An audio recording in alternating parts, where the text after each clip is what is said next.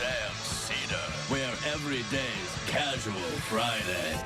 That means Monday is Casual Monday, Tuesday, Casual Tuesday, Wednesday, Casual Hump Day, Thursday, Casual Thurs, that's what we call it, and Friday, Casual Shabbat. The Majority Report with Sam Seder.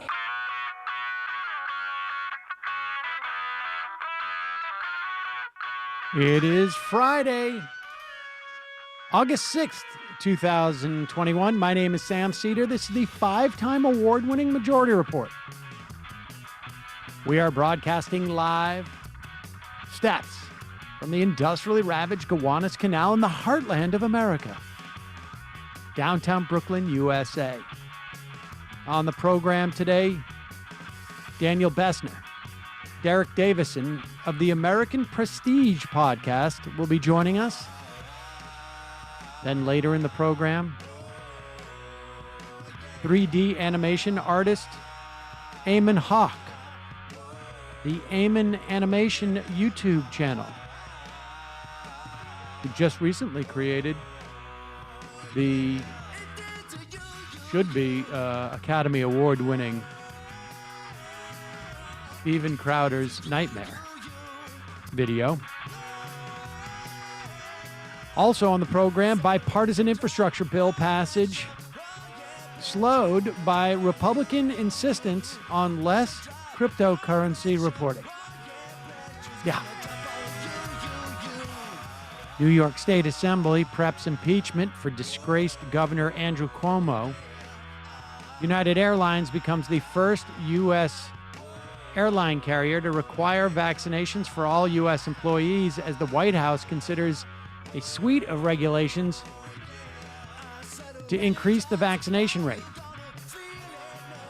Meanwhile, the Biden administration steps up car emission regulations to D6 gas-powered cars.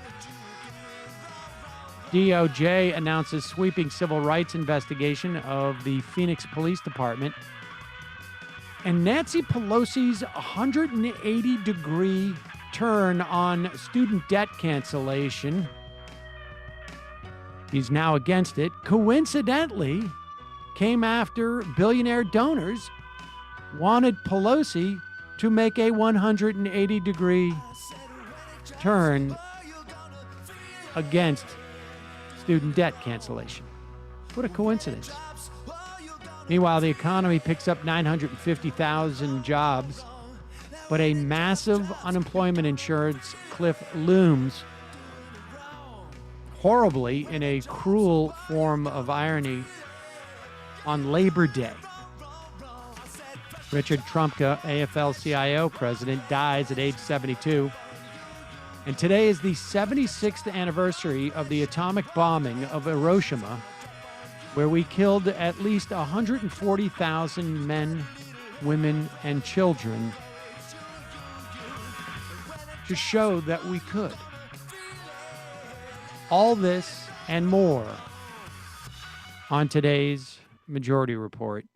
Welcome, ladies and gentlemen. Really important to remember that this day regarding Hiroshima. Very scholars are there's a very compelling case that we did not need to do that at all, but that we wanted to make it clear to the Soviets that we could. And certainly the second bomb that we dropped days from now, 76 years ago, Nagasaki killed another 70,000 people, and it's probably, these are undercounts, was even let less. alone the long-term ramifications of that kind of poisoning. Yes, the cancers and just et cetera, but that was even less justified. Yeah, there's never, ever a justification for mass murder. Never. And hello to Emma Vigland. But happy Friday. Hi. And happy Friday, Casual Friday. Now we'll get a little more casual now. We should say that I pre-taped with Daniel Bessner and Derek Davison last night, just because that was the only time that they had available. They just wanted to exclude me. And I was like, well, we'll just no Emma on this one. Get some bro time. But yes, we just broed out. Yeah, right. Meanwhile, speaking of broing out, this is a little bit disturbing. Steve Ducey and Brian Kilmeade continue on their, their mini tussle that they've had ongoing. They're feuding. They're feuding because Steve Ducey thinks COVID is real, and Brian Kilmeade thinks it's like optional. Apparently, here is their appearance on Fox and Friends today. Saw that in Arkansas, apparently about 20% of the people who are in hospitals with coronavirus, 20% of them are children. So that's one of the things they're obviously going to be talking about. There are a lot of kids under 12 cannot currently be vaccinated, but if your kids are over 12, you probably ought to get the shot. Yeah, right. Or see a doctor decide what you want to do. That's what usually people go to for medical advice, doctors. I didn't go to a doctor before I got the shot. Well, that's your decision. Absolutely. That's your decision. But I don't think anchors should be recommending medical advice. Yeah. Well, but a lot of people have been tuning into the show for 25 years to see what we think about different things. I think if you have the opportunity, get the shot. Now anchors shouldn't recommend getting a shot that has been taken by literally 150 million Americans. Anchors shouldn't do that, but anchors can opine on this show about every other aspect of COVID, except for the part where you have incredibly obvious data that everyone who's dying from COVID now, not everyone, but nearly everyone who is dying from COVID right now is unvaccinated. That's a very controversial position for Steve Ducey to take. Kilmeade's getting a little testy, and Ducey's getting a little bit like, hey man, I don't want to participate in your sort of like your Jim Jones project that you got going over here. Yeah, I want to be able to fill in for Laura Ingraham on occasion, which is what I believe he did the other time. We have to be synchronized with the COVID denial of the Tucker and the Carlson program and the Laura Ingraham show, where they say, talk to your doctor about the vaccine only, as you say, but will opine about other aspects of the pandemic ad nauseum, and then say, but this is not medical advice. As long as you give medical advice, denial, science denial, and then afterwards you kind of say jokesies, then I guess it doesn't count. Because that's what they do at Fox. They say that they don't give any medical advice, but then they just give a throwaway disclaimer at the end saying, I'm not giving advice. Oh, okay, I guess it didn't count what you just said previously. Cool, dude. And let's be clear. There's nothing wrong with going to see your doctor if you have access to a doctor. But the fact of the matter is that you're putting up one more roadblock to getting people vaccinated. And they're doing this, and it's really fascinating because they're doing this despite the fact that we have Asa Hutchinson. I wish I hadn't signed that anti-mask mandate. And Ron DeSantis running around, every time he gets a question about, hey, we have hospitals that are overflowing here. It's spring break or whatever he's trying to sort of change the topic to. It really is stunning to watch these people do this kind of thing. And also, doctors say get the vaccine. They just are counting on people not asking their doctor. Well, there are doctors that one could find, I'm sure, who say don't get the vaccine because it will make you magnetic.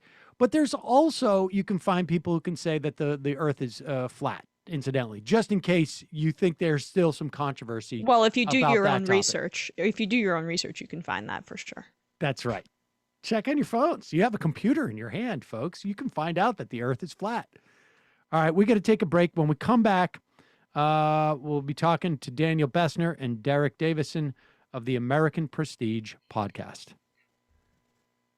Folks, today's sponsors of the program, in some ways there is a thread today. Anybody who knows me knows that I am a massive creature of habit. I get into certain ruts. If you've watched this show for any period of time, you'll see that like I've worn this exact shirt on every Friday. And it's not superstition. It's just like, I don't want to think about it. And so I wear, there may have been a Friday or two, but ever since I got this shirt, this has been my Friday shirt. And the reason, because I don't like to think about it. I don't like confusion. I like it nice and easy. That is why I love grove.co. You want to get natural cleaning products. You want to get natural, beauty and personal care products. I really go more for the cleaning. I think that's fairly obvious.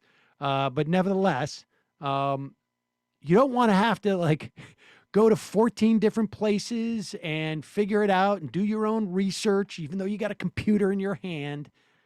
Grove.co. Oh, I'm sorry. It was formerly grove.co. Now it's grove.com. Is basically your one-stop online marketplace to deliver you healthy home, beauty, personal care products, and they deliver it directly to you. Takes the guesswork out of going green. Every product is guaranteed to be good for you, good for your family, good for your home, and good for the planet.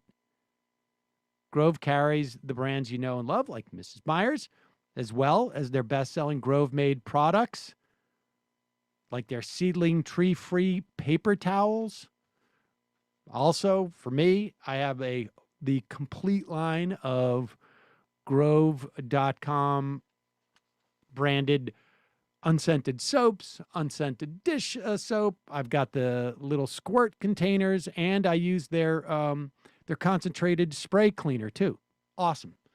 You can join 2 million households who choose to shop sustainably at Grove. Plus, shipping is fast and free on your first order. Choosing products that are better for you and the planet has never been easier. For a limited time, when our listeners go to grove.com/majority, grove.com/majority, you will get to choose a free starter set with your first order. Go to grove.com/majority, get your exclusive offer today. That's grove.com/majority. And our other sponsor, as we have every Friday, Sunset Lake Seder. There it is. I got my also list of things to do on the back there. Great company, great business practices, great farming practices, and have a tremendous amount of integrity with their product. But here is something now that I love that they have now instituted because of my habit / wanting to automate, make my life simpler regime. Everybody has busy lives, hard to find a time to reorder stuff. There is nothing worse than me reaching for that bottle of CBD tincture that I used to help me go to sleep. And honestly, it is like the amount of Ambien I take now is virtually nil. Like I get one prescription, it lasts for like 6 months more because of that tincture. And the idea that I would reach for it and it's empty, a problem. Well, now you can easily get handcrafted CBD products from Sunset Lake CBD automatically delivered to your door every month with a 25% discount. Now, you can still get the Left is Best 20% discount, one word, but now it can be automated. And if you have somebody in your life, some older folks or folks who have trouble, working computers or ordering online for whatever reason, well, now they can enjoy a subscription service. Makes it simple for them to get affordable CBD products delivered directly to their door. Try it out at sunsetlakecbd.com. Check it out, folks. Great company, great products, and now it's super easier than ever to set up a subscription and get this sent to you on a monthly basis. Try the tincture and, the Solve. These are products I use every day now. Every single day, I am using these products and couldn't be happier. Great company. That is sunsetlakecbd.com. hegemonic.com, and you can check that out in the podcast or YouTube description. All right. When we come back, we're going to be talking to Daniel Bessner and Derek Davison of the American Prestige podcast. We are back. Sam Seder on the Majority Report. I would like to welcome, in Daniel's instance, back to the program. In Derek's instance, I believe it's the first time on the program. Yes. Derek Davison and Daniel Bessner of the recently launched American Prestige podcast. Both you guys focus on foreign policy. And most recent episode, Matt Duss, who I think is fantastic. Used to interview him back in the day. He's now Bernie Sanders' senior policy advisor. Fascinating episode. I want encourage folks to go over and listen to that. Generally, at this spot, we look back on the week in politics.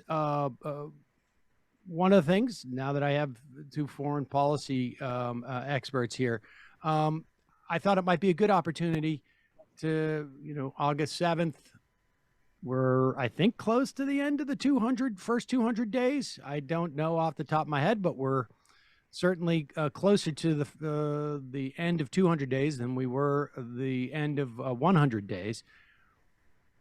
Daniel, let's start with you. Give me a sense of what the expectations were for Joe Biden in terms of foreign policy, and then I'll let Derek discuss whether he has met those. Because Joe Biden, for much of his Senate career, seemed to be, in addition to a bit of a war hawk, focused on foreign policy. I mean, that was, that and protecting credit card companies.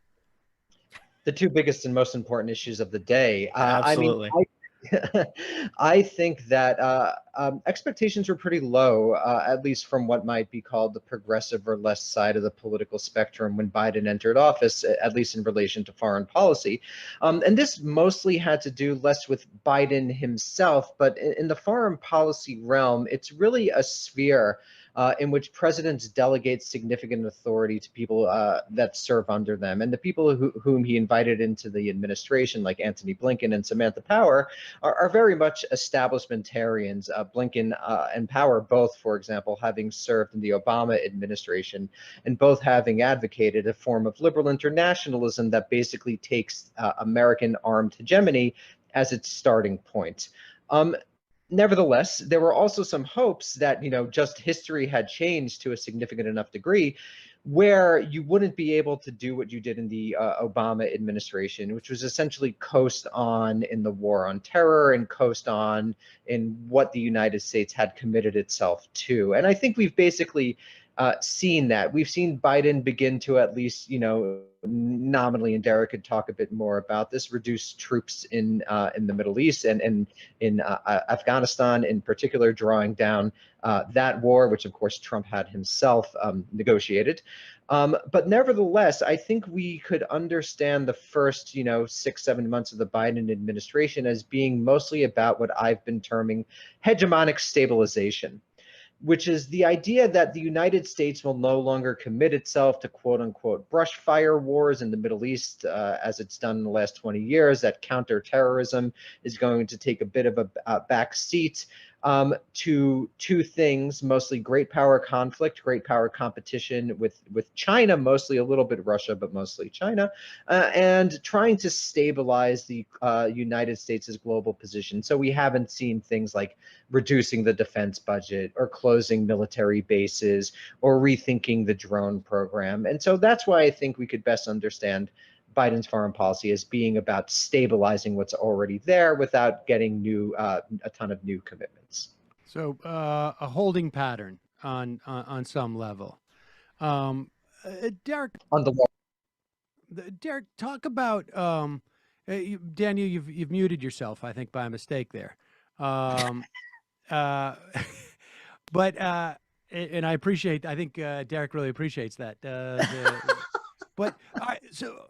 But Derek, talk about the pulling out of Afghanistan, because we've mentioned on this program that when it was announced that people better be prepared there's going to be a real crap show. Like there's going to be the Afghan people are going to pay a substantial price, and particularly women, and as the Taliban begin to reassert themselves.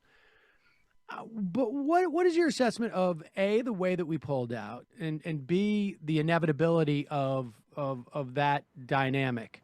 The military didn't seem to be terribly happy. I mean, I don't know that the military is ever happy to end a conflict, frankly. But what's your sense of that? Yeah, I don't. It seems like the feeling in the military side anymore is you can't lose if you don't quit. So just keep going and kind of keep everything in a steady state. But you talk about the inevitability of this outcome. The Taliban is already surging in many parts of the country. They're fighting over 3 provincial capitals right now. There is some sense that they may have overstretched themselves a little bit here. There was just a report, I think, from Russia today suggesting that they're kind of floundering a little bit, but they are, broadly speaking, on the move. It's not going to be good for women. It's not going to be good for people in Kabul, educated Afghans, minorities. But the failure here to me is not the failure of the pullout. It's the failure of the 20 years that we've spent in that country not establishing a government, not establishing institutions that could survive this pullout. And you see a lot of people in the establishment, the foreign policy establishment in DC, kind of talk about why can't we just stay there perpetually forever? Why can't we just stay there forever? We've dropped $2 trillion on this war. Let's just keep going. It hasn't gotten us anywhere, but let's just keep doing it. And that's unsustainable, really. And it's not. For many reasons, it's not a good idea. But we're at a point now where the withdrawal is sort of like been done in a very ripping off a Band-Aid sense. I mean, Danny said it was negotiated by Trump. It was negotiated to happen months ago. I mean, the date that he set out in negotiations with the Taliban was to happen, in the spring, and Biden extended it through September, now through the end of August. Hasn't been well managed for sure. I think you could say it's been done abruptly. It's been done without a lot of thought to sort of easing the transition, or kind of staging a transition in the way that you would like. But again, that's sort of the failure of the 20 years that we've spent there without ever preparing to get out. And I am old enough to vividly remember one of the arguments they were going in there, that we were not going to do what we had basically done last time, which was abandon the Afghan people. I mean, people may not remember that the Taliban is largely a creation of the U.S. wanting a force to fight the Russians, or I guess the Soviet Union at the time. And we covertly helped or encouraged the creation of madrasas in Pakistan to create this more or less jihadish force. Maybe jihad is not the right word, but there was a lot of talk. We are not going to abandon the Afghan people. George Bush made a big deal. Like, I know I had said I'm not a nation builder, but we're going to go in there and we're going to build this nation. We did nothing. And that's, I think, what you're referring to in terms of those 20 years. We didn't, and there's no reason to think that we were going to do those 20 years forward. And there was no way that Joe Biden was going to say, you know what, we're going to stay 5 years, but it's going to be a very different experience. We're going to build right. I mean, you could be there for schools. another 20 years, and I don't think there's any reason to think that it would be any different. Right. So I want to turn to another thing that Daniel had said, was that we are sort of done with the small fires. And I have PNAC on the brain just because of when I started at this, the Project for a New American Century, and saw Donald Rumsfeld essentially create a fighting force that was designed to follow that blueprint of the U.S. as a hyperpower, and managing low-level conflicts around the world that would prevent the amassing of any type of countervailing force to the United States.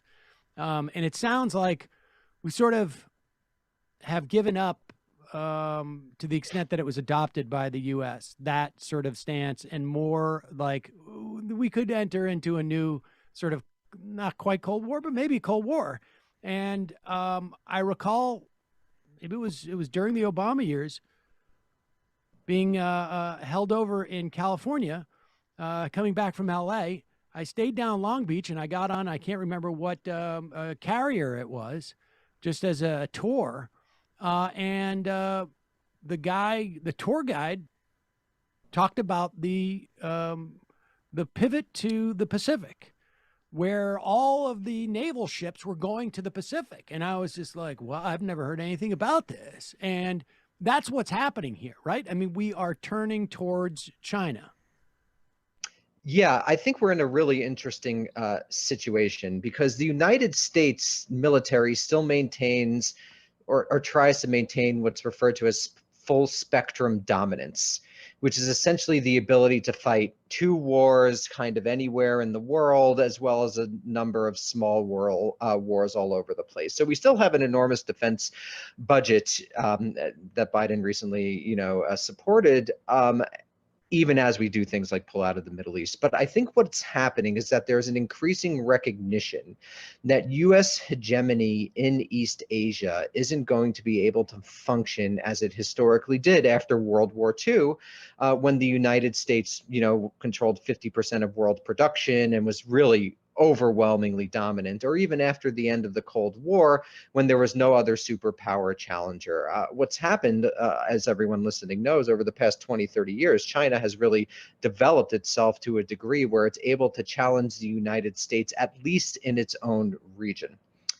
The problem, however, is that there remains a structure of bases, interests in the United States that rely on this military hegemony, and not just the military industrial complex, defense contractors like Raytheon and Boeing, but also the think tanks that pepper DC. There's a lot of constituencies in favor of American empire.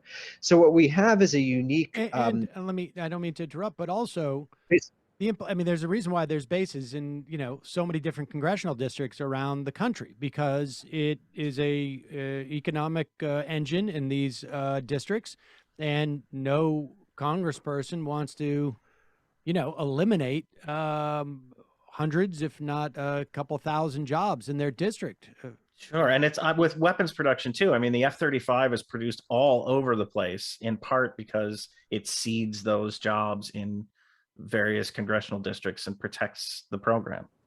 All right, I'm sorry. Go ahead, Daniel.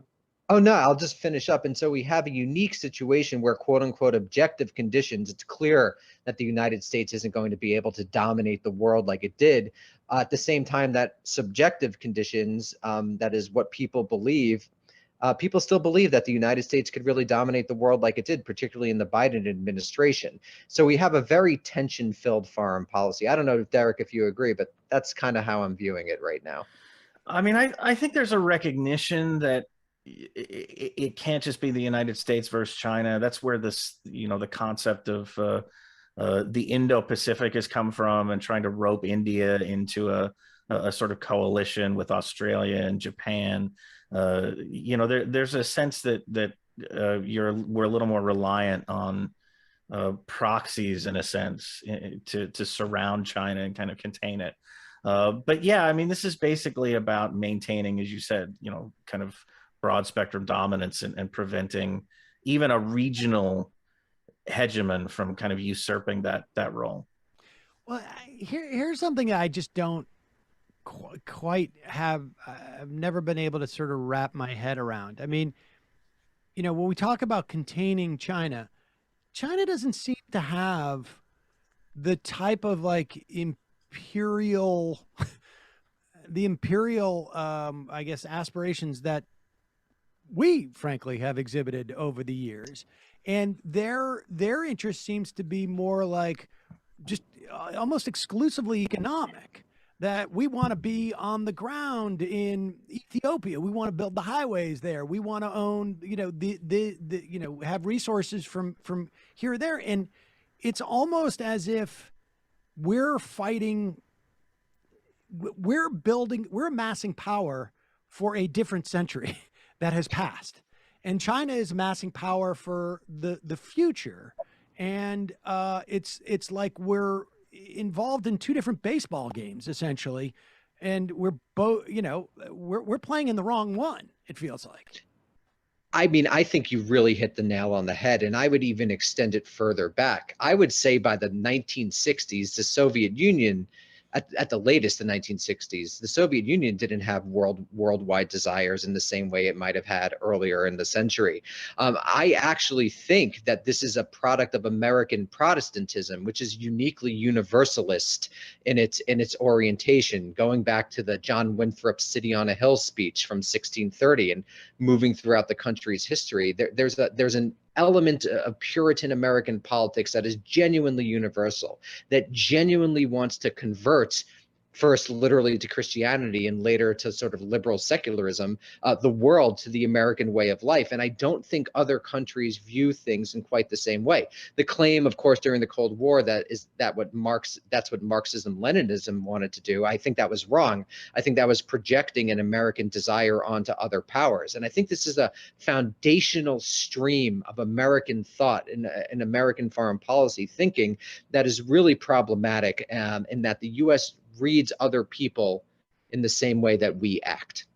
It's projection. And it feels like that the sustainability of that, though, is ending.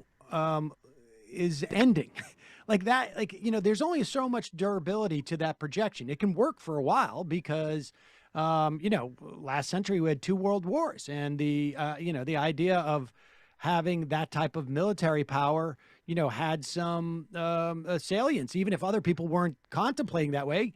But now it feels like, it may have been that, we were playing a tougher game, as it were, one that we assumed other people were playing, but they weren't. But now it's almost like they can just choose to, we're just not going to engage in. I mean, to draw a parallel with what's happening right now in our domestic politics, the Democratic Party seems to be, knock on wood, on the verge of passing $4 trillion worth of new spending, which is stunning. And the Republican Party seems to be fighting about critical race theory. And it's almost like they're from two different countries. What's going on here? And I feel like that's the analogy that we're in from a foreign policy standpoint with China. Yeah, I think, to look at the challenges, what are the major challenges that we're facing, and not just the United States, but humanity. They're not, a manufactured Cold War. There's not this, there's no evil empire on the horizon coming to conquer us all that we have to stand against. It's things like pandemics we're living through right now. It's things like climate change, certainly kind of the mother of all these things. They're things that need to be tackled through cooperation, not competition. And it seems like, this is a lesson that I don't think the Chinese government has learned entirely either. But I feel like it's farther along in kind of talking about a multipolar world and everybody needing to get along with one another and kind of coexist versus this insistence. Danny, you talk about the universalizing, the shining city on the hill, that America has to always occupy this role as the leader of mankind. That just makes it very difficult to kind of build a multilateral construct to take on these problems. Yeah, it's weird. I mean, it's like I you have the sense that the other countries are going there's no hill. What are you talking about? It's just a flat terrain, and you're talking about a hill. Well, you're shining light. You can be a shining light, but there's no hill. You guys are creating the hill. And we also have a very gerontocratic political structure, which China does not. I think that's also really important because a lot of our decision makers were literally, they historically grew up in just a different time. They have different assumptions about the world, and China just has a much younger leadership cadre. And so that gives me hope. I don't have much hope, but a new generation of American leaders might begin to make some changes.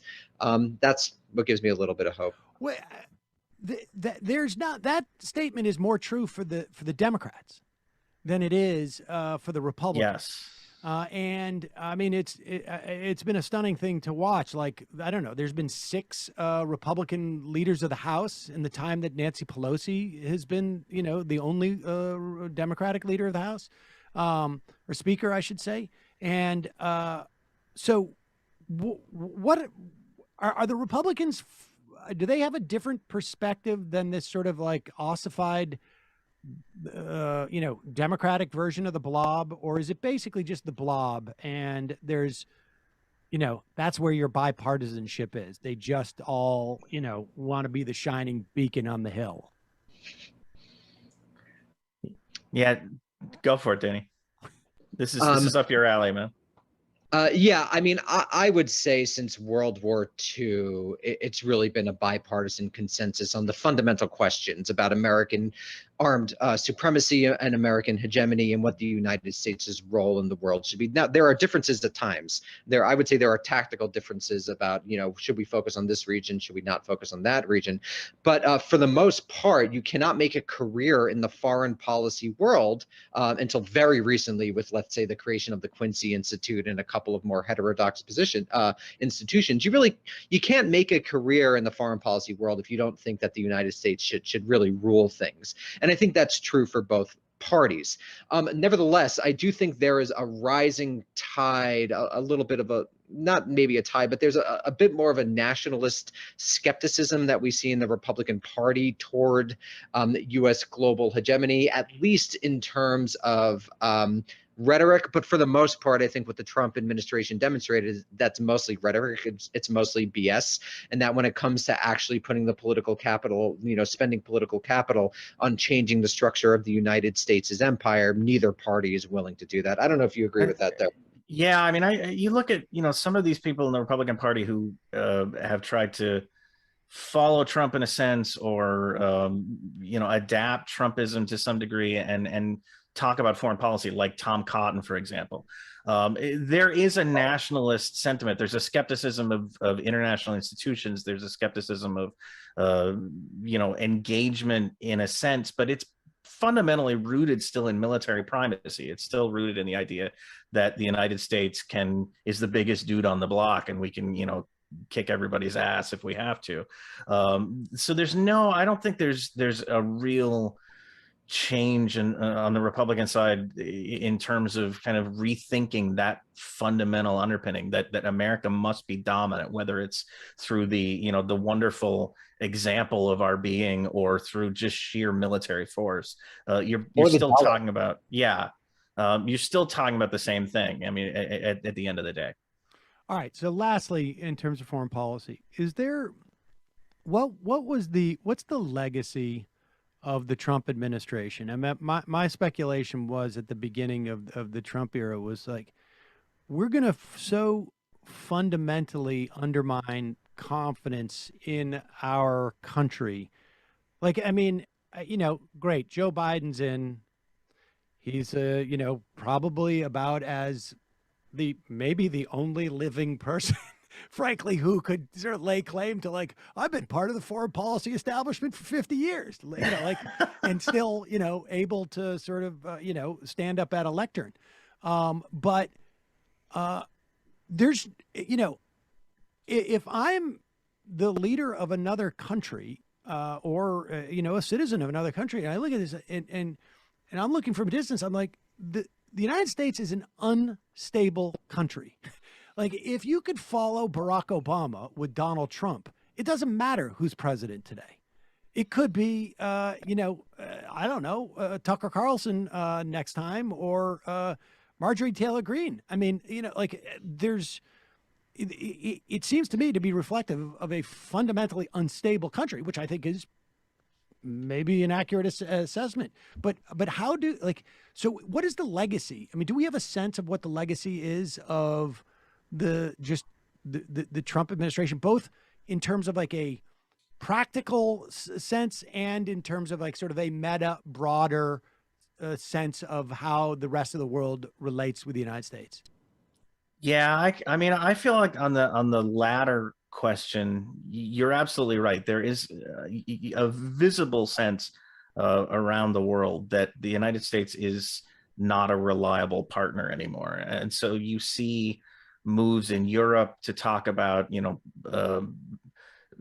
increasing their own kind of defense capabilities to kind of separate themselves from the United States or dependence on the United States. You see in some parts of the world kind of alignments of countries forming sometimes in opposition to one another. Danny, you and I have talked about the Eastern Mediterranean just recently, actually. There are these kind of regional alignments that are forming entirely out of the out of the control of the United States or without regard for the United States. And we're seeing a manifestation of this even in the negotiations about the Iran nuclear deal, which is something Biden came into office promising to restore, promising to undo this mistake that he argued, and I would agree, that Trump made in pulling out of that agreement. But one of the hangups now, one of the reasons that the talks are kind of stalled, is because the Iranians want some assurance that the United States isn't going to do the same thing again and pull out of the deal and restore sanctions and kind of go back on its commitments. And the Biden administration, I mean, I guess to its credit on some level, has said, we can't give you one. Like, we can't tell you that the next administration isn't going to come in and do exactly the same. I mean, the next administration could be Donald Trump again. So right. we can't give you that guarantee. And that's, why, on what basis then would the Iranian government want to negotiate a return to that agreement if they can't get some basic guarantee that the U.S. will abide by it? Can I suggest a lien on the White House, maybe? Collateral or something? There you go. That could work. And then just quickly, at the same time, the things that remained the same were bad, right? Under Trump, he essentially he institutionalized the Obama administration's extreme use of drones.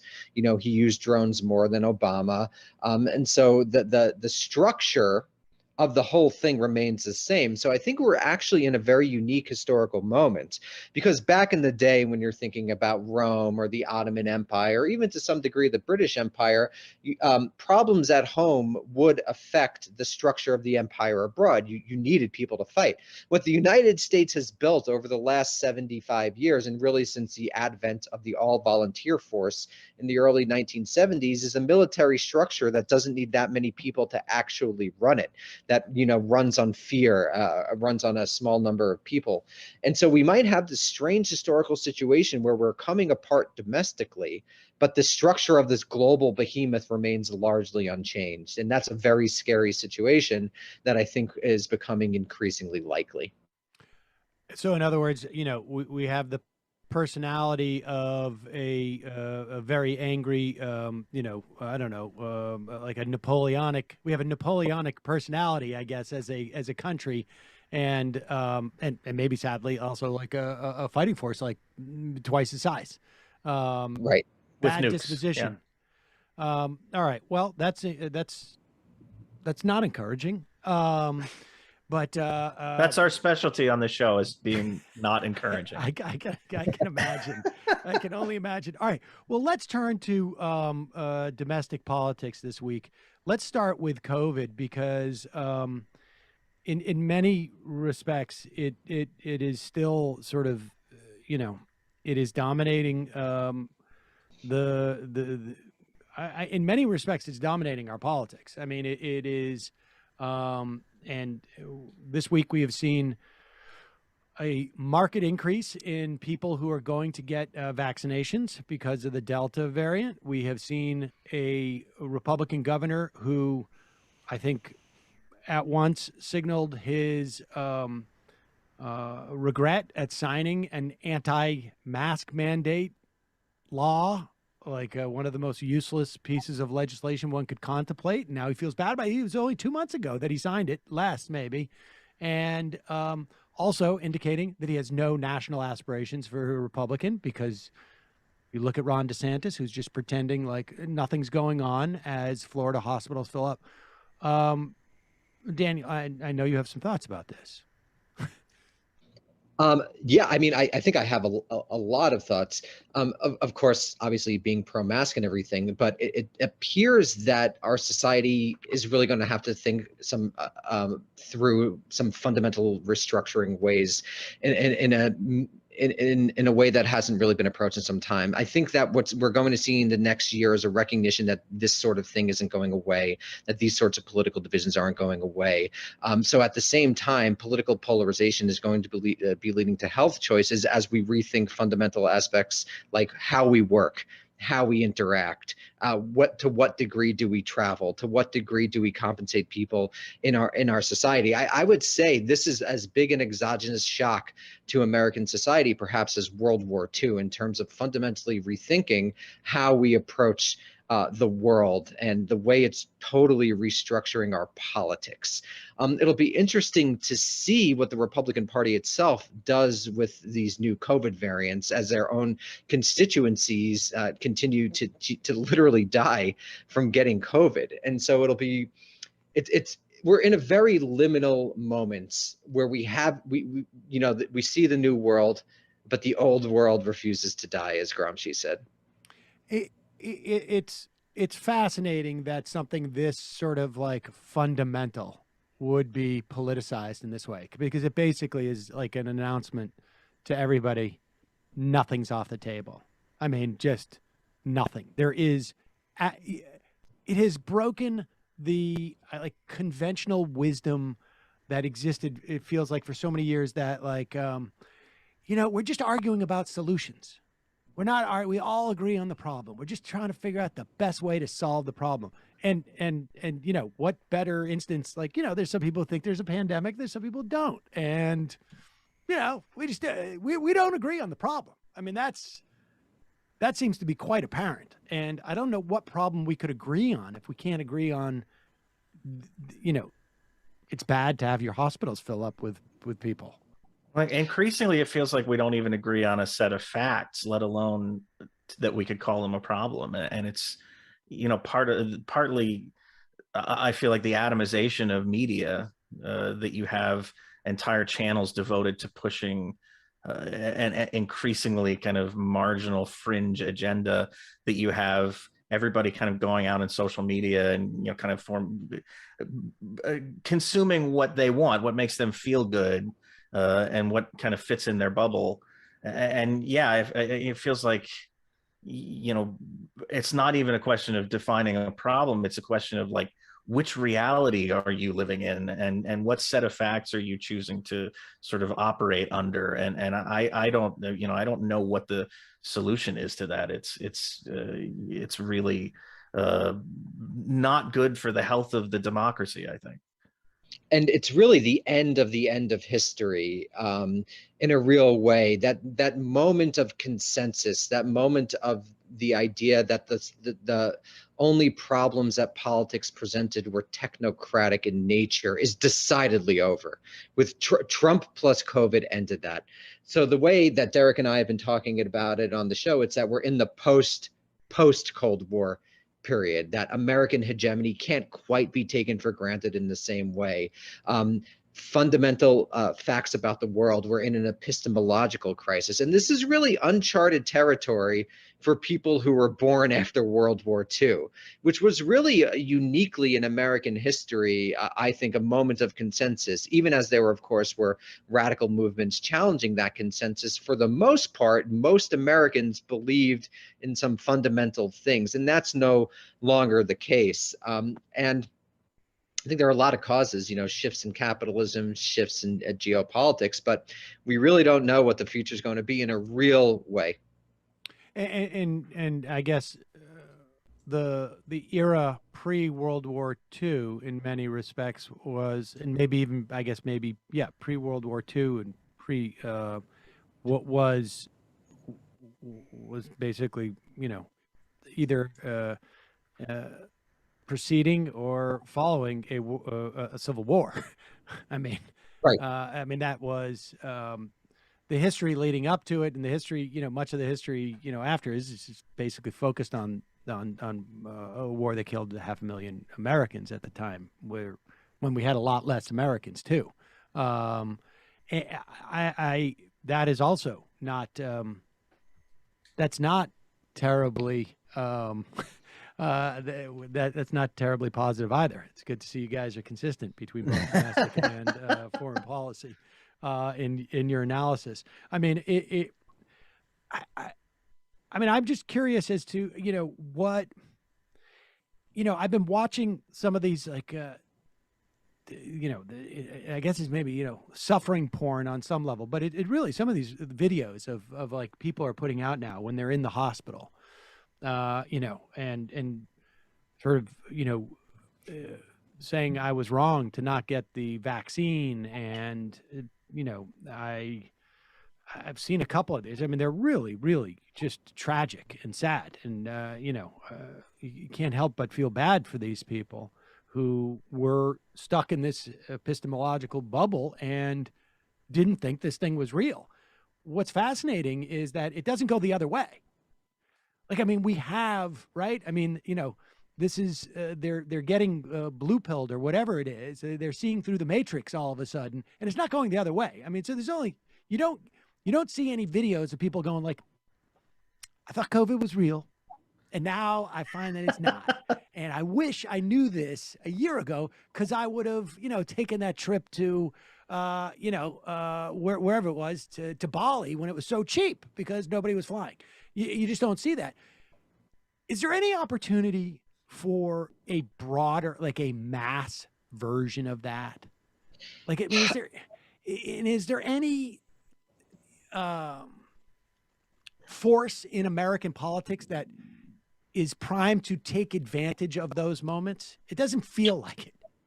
I'm skeptical. I think one of the arguments that the German philosopher Jürgen Habermas made was that rational exchange is the key to basically changing people's minds and things like that.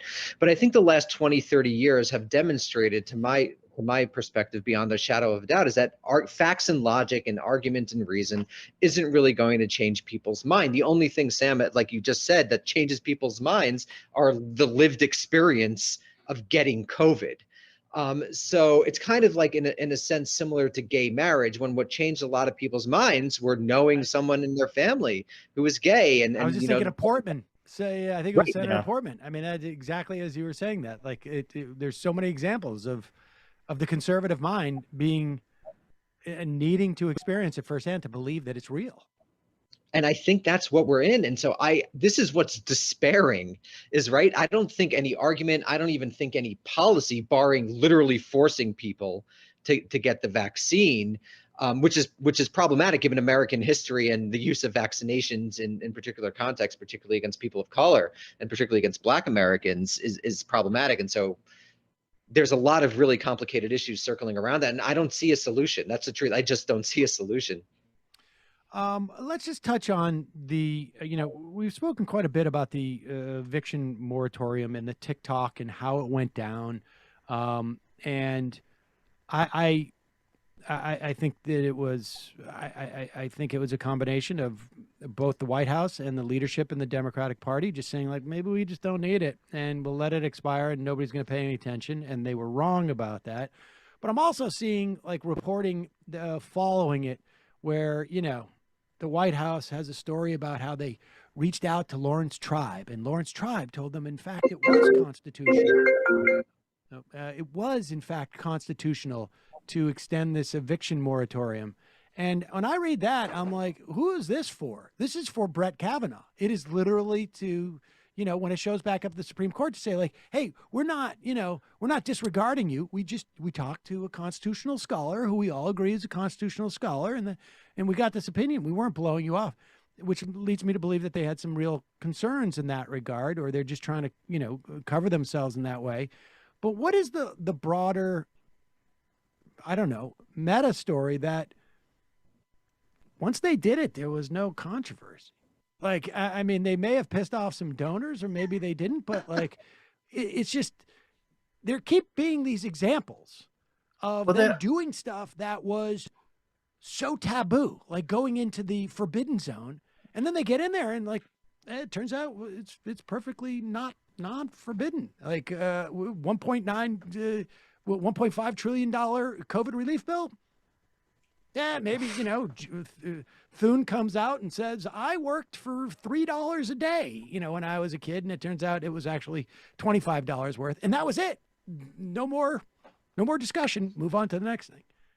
I feel like, yeah, no, one of the things that Trump did in a not in a good way, I'm not like celebrating this, but you know, he transgressed a lot of norms. He transgressed a lot of things that people have traditionally thought of as being kind of, there must be some rule and that's why we do it this way. And Trump in his bull in a china shop way kind of came in and just said, what if we didn't do that? You know, what if we just said no? What if we just didn't do it that way? And nothing happened. Like that was the lesson. Like nothing happened.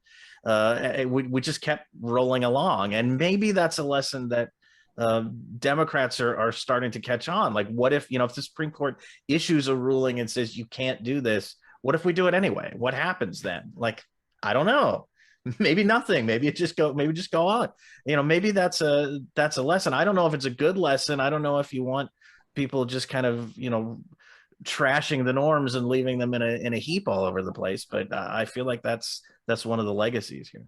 And that's very powerful because the United States is also a country that really does run through rules and norms, right? A lot of these bureaucratic authorities effectively govern, I would say undemocratically, through rules and norms. So if the norm about not breaking norms changed and has transformed, then I think you're going to see a lot of things that we wouldn't have previously imagined. But also there are still some powerful norms. So correct me if I'm wrong, but the eviction moratorium, when that ends, you still have to pay all the rents. Right. Well, there's $45 billion that has been allocated from the COVID relief bill to go to people who have the, you know, presumably, I mean, these things were passed in tandem, and the $45 billion was to make up for that moratorium. I mean, so there's an argument out there from a constitutional standpoint, like, you know, Kavanaugh said this needs to be legislatively mandated. Right. And in some ways, well, they did. It is embedded in the concept of that $45 billion. I don't know that we can tell right now whether that $45 billion is going to cover it. But landlords will be paid. Landlords will still be paid. That is right. Presumably what that $45 billion is for. And so that's the limit in a sense, the way that I see it, right? We're still not challenging the fundamental categories. Absolutely not. No, property. This is like the ACA, essentially. Right. It's like we're just going to subsidize this system as opposed to like, hey, you know what? Let's do 90 billion and we'll own those. We'll own those buildings and then we'll worry about the rent later or something like that. I don't know, right. But yeah, there's no structural change here, except it was an instance where the left pushed the Democratic leadership to do something and made them pay a price for not doing it in the first place. And they changed course. And it is, I mean, it is progress in some ways to go back to 2008, 2009 and the housing crisis, when the decision was, let's make the banks whole, but screw people who are underwater with their mortgages, just bypass them entirely. At least here, you know, you're trying to do something for the renters as well. And kind of, you know, you're making the landlords whole, but you're also, you know, putting a moratorium on rents. The question with the financial crisis, which direction are we going to go? Are we going to go through the homeowner to the banks, or go to the banks and hope that they help out the homeowners? We did the latter because I mean, that's another hour's worth of conversation at least. But it was the wrong direction to go in because a lot of people lost their homes. It was a horrible, horrible policy by the Obama administration. Derek Davison, Daniel Bessner, the podcast is American Prestige. Can't commend it enough to our audience. Thank you so much for your time today. It's been a really interesting conversation. Thank you so much, Sam.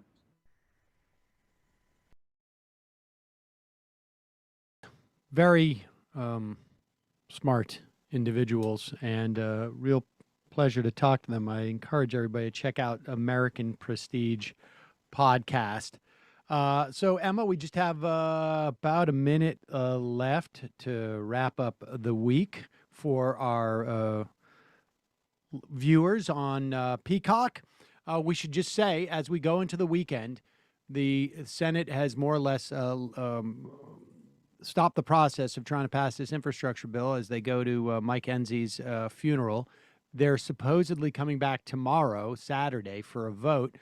The big sticking point is this provision about who will be taxed in the realm of cryptocurrency, and the sort of definitions about who are brokers and whatnot. It's a small provision. There are, Wyden and a couple of Republicans on one side are leading one charge, Portman, Warner, and Sinema on the other side. And the White House apparently has weighed in on the side of slightly more expansive taxation of crypto. It's just one of updating those- these regulations to include crypto, which is new currency, but where capital goes, I guess, so do Republicans trying to protect Well, it. sorry to correct you, Emma, but it's not a currency. It's a speculative asset, and we don't really need to worry about it that much, in my opinion. There you go. So, folks, if you're watching on Peacock, we will see you on Monday. And if you are watching anywhere else or listening anywhere else, you're going to want to stick around. Why is that? I'll tell you why that is. Because coming up in about, a couple of minutes, I guess, we're going to have Aamon Hawk on. And Aamon is the artist who created, I sort of teared up while I was watching this a little bit, just because it is so well done, and there's so much work into it, and to sort of feel like, I was part of an artist's muse. That's pretty impressive, and it also looks like a video game, and which also was really exciting for me to be in a video game. And the portrayal of you is just like, it's really spot on. No, I just mean your face looks like your face. Yeah. Oh, all right. Well, because I'm pretty ghoulish in the thing. He just really captures the vibe of when Sam enters the studio in the morning. That's the way I do it. That's the way I get. I meant the facial elements. I want to address something before Aamon gets here that apparently has created some controversy in my understanding. I don't know if this is going on in the Discord or our YouTube or our Twitch chat. Incidentally, poggers to our Twitch folks. Yeah, poggers to you too. There is apparently some controversy at the idea that I've worn this shirt 2 days in a row. I indicated that I had interviewed Daniel and Derek yesterday. And you should know, I specifically wore this shirt for that interview, and then I took it off, and I set it aside, wore a different shirt for the rest of the day.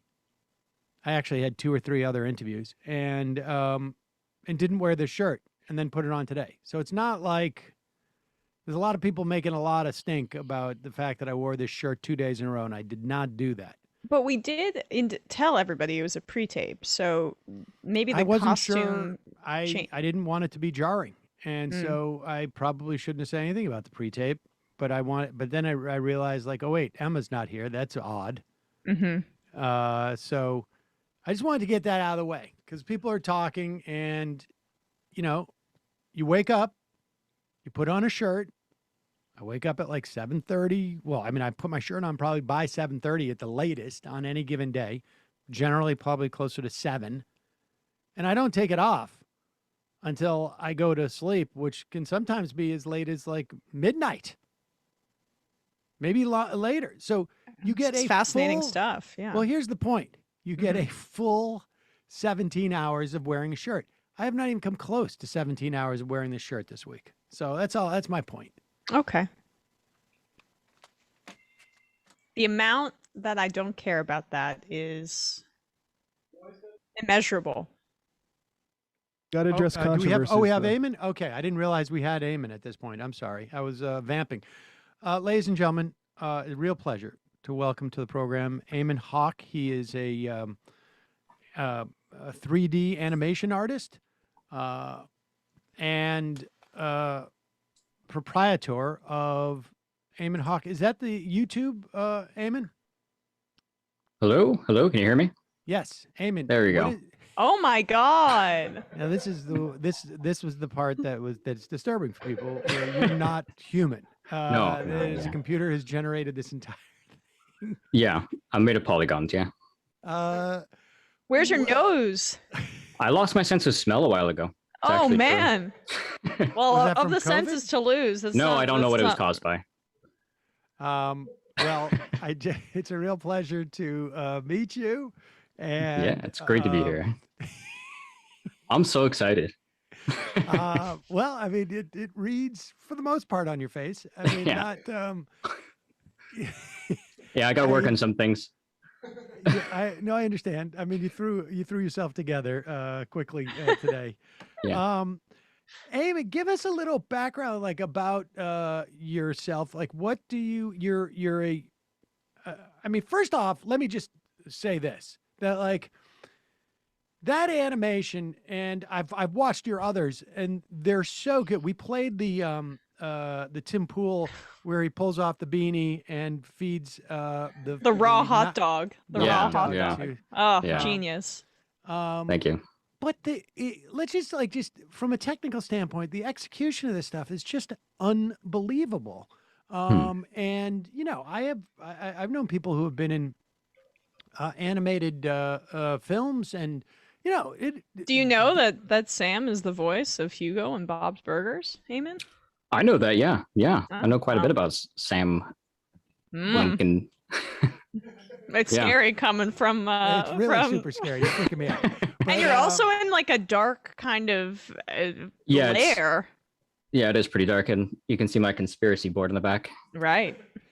I want to ask you about that in a second, but well, actually, let me ask you this: like, could you actually stand up and walk around? Like, you can't. Not do yet. that. Not You yet. can't see that. Not yet. But No, you're I'll be planning. able to. I'll get one of those full suits eventually.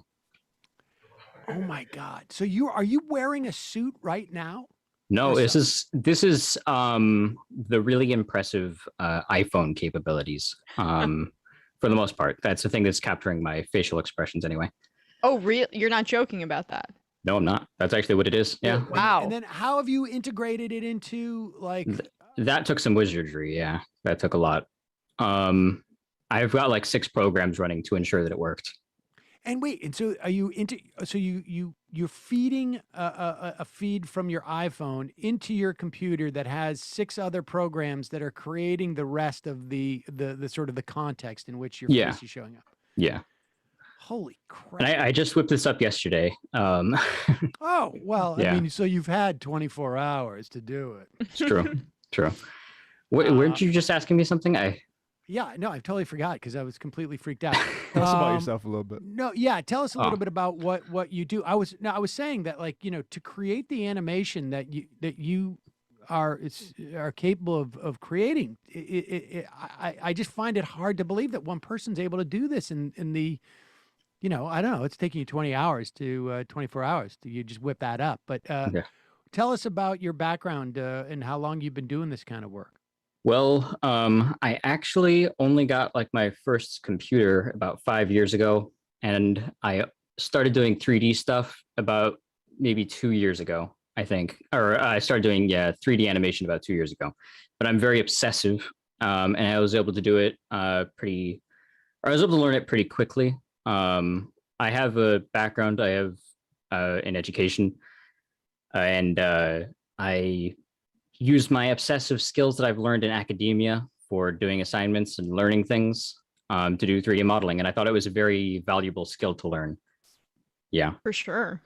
Yes. And so do you, I mean, I noticed on your bio that you're a game creator as well. Are you, Do you have a? I mean, obviously, if you don't feel comfortable, don't answer any question you don't feel comfortable with. I mean, because I don't know that, for whatever. There's a lot of reasons for you not necessarily to be, to want to have your identity out. I don't know. It's up to you. But Yeah. have you worked on games that people would know that? No, I've just been making games on the side. I don't have, I'm not like a major player in any industry or anything like that. This is all just something I've been doing on the side, basically. And game development is where I wanted to start with. It's like, I love programming. I consider that to be my primary skill. And that's something that I hope to do later because I have a lot of resources and tools to do that. And I think I can make some fun stuff. Wow. I mean, when did you start doing these movies? We should put up Aamon's page, Matt, the YouTube channel page, because if folks have not gone there, and here's the thing, I'm not, Aamon, I think if you know, like, I'm not a huge fan of animation. Like, for whatever reason, I've always, I particularly in the context of comedy, frankly, I like to see actors acting. And this is, but I gotta say, like, I watched a bunch of your stuff, and it really is amazing. I was really, really surprised to hear that you liked it so much, and I'm very happy about that. And I would love to hear about your first time finding it. Like, I would like to know what was your first reaction, because it seems if someone made an animation of me, I'd be probably pretty creeped out. Oh God, no. I was I got DM'd by a couple of people, including Ethan Klein, Yeah. and from H3H3. And we are in contact, since we started, the Steven Crowder thing. And Yeah. I think I had sort of seen it briefly, but I didn't have a chance to, but when I got all these DMs almost at the same time, when it must have been on Twitter, and I started watching it, and at first I was like, wait, what? And then I watched it. It's about 6-7 minutes long, I think. And I watched it probably 3 times. And honestly, I swear to God, the second time I almost started choking up. I felt like I was just so overwhelmed with how awesome it was, and that I was in it. I had one of those, I guess, sometimes I get a little sentimental, and I'm like, this is something that is going to outlive me by 50 years. And my kids are going to be able to show it to their grandkids. That's what I was thinking. That's funny. and they're going to be able to explain the story of this. But it was, and my grandkids will have a very odd perspective on it, but I was so honored by it. I can't even tell you. I feel like I came off as very powerful in that, which I really enjoyed too. Yes. I don't get that type of feedback a lot. I mean, I thought that you were, I think it's funny that a lot of people, I mean, you're like the pure manifestation of a mild-mannered father. And I think that it's funny that the goal was to make you terrifying. And I'm glad that you found that to be a good thing. I think that's great. Oh yeah. That's basically how I want to, that's how I want to appear to my children. And I'm just not able to summon that. And it's inspired me in some ways to, maybe think about getting slightly different glasses where, if I do get angry at them, my eyes do begin to, the glasses glaze over. And That'd be cool. I mean, that was, that was an inspiration. Now I'm getting all sorts of questions, and when I reached out to you, you were like, I'm a little hesitant to talk about my art in that way, and I totally get that. There's a lot of a lot of people who I respect, filmmakers in particular, who are like, yeah, no, I don't talk about the movies because you're never going to, you put out something like that and you let people interpret it as they will, and you hope that they like it, or the experience of the watching it is something. But we got a couple of questions. All right. One is, you look like Gordon Freeman from that Half-Life. I think he means you look like Gordon Freeman. Yeah, I heard of that. Yeah, and I've there seen a were few of them. other characters from there. There was one guy in there from a video game. Is that right? Yeah, Chris Redfield. Yeah, who's Chris that? Redfield. He's from Resident Evil. Okay. And yeah, it's a recent one. That part. Can we play that part just so that? And I don't want to play the whole video because I want people to go and watch it on your channel. I want you to get the hits from it. And obviously, we can't play the full 6 minutes. Although I have no problem. I have no problem watching any parts of it. Yeah. Okay. All right. Bradley, if you can pull up the part where, I think it's like when Ethan is starting to do the thing, and he's surrounded by these guys, like a minute in or something around that. Yeah, it's all these paramilitary guys, I guess, are these mercenaries, and it's just.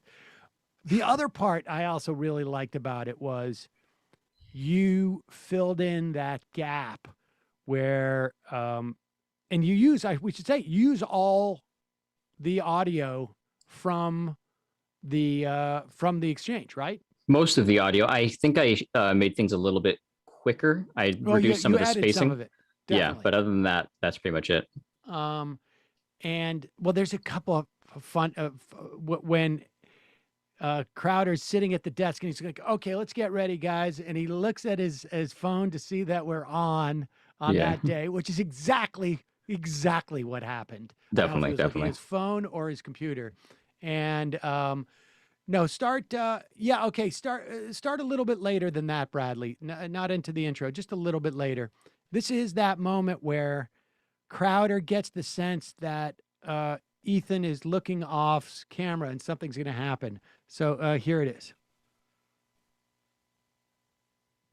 And thanks, man, for making the time. You're very welcome. And I just want to say, I know you called me. You said that I would be a layup. I think I used something like that. Yeah. And I think you're right, because I don't think I'm a very good debater. I think you know that. So I didn't want to make it too easy for you. Oh, okay. So I've prepared. Okay.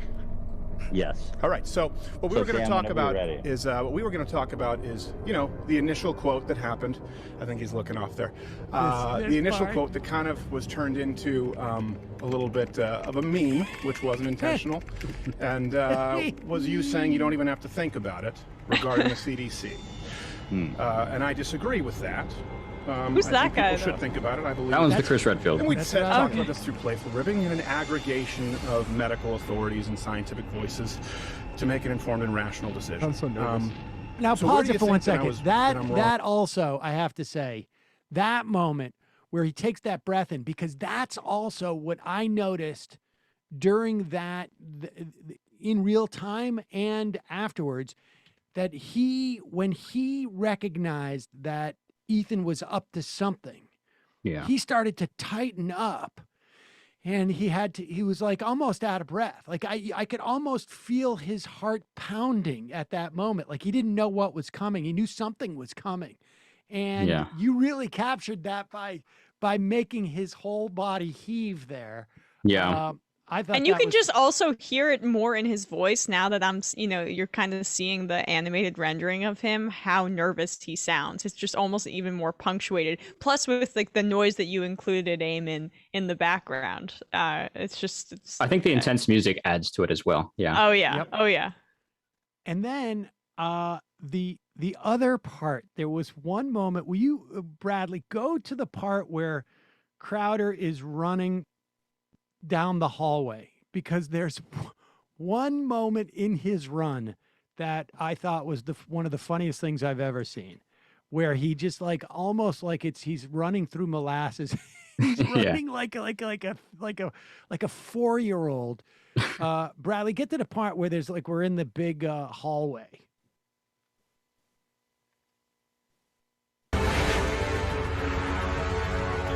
Cold feet again. Right there. That part is so funny to me, because that is like honestly like what happens if you take a small child and you make them run, and they're trying to like dramatically show their parent that they can't make it anymore. I'm really gonna pass out. That's exactly how they run. That was fantastic. And then when his gun goes limp, I mean, there's a lot of things going on in there that I think is. I appreciated the symbolism there. Yeah, or it's not too hard to figure out. Yeah. We should show you that just briefly though when you initially show up, and then people can see the full video, Sam. Like, I don't know when your eyes go like that. Sure, go ahead. Yeah, let's do that up. back more towards the beginning, Bradley. Right after we pause it initially. They are like practice man love with children. Oh, geez. Okay, so this is what's going to happen. What did I tell you? He was going to do anything he could to avoid. Oh, there he is. Oh no, Sam Seder. What a fucking nightmare.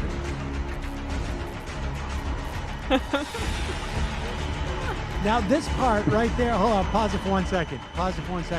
I just got to say, like, that part before I start to rise up from the ground. Oh my God! I think I honestly could spend the next 48 hours just watching it on a loop. It makes me feel so good about myself. But but that moment where everything went dark and there's just my face on the thing. When I filled in for Keith Olbermann on Current, you can actually look this up in his lawsuit. He talks about how the power kept going out in the studio. And one time when I was doing this, the power went out in the studio and it went completely dark, except for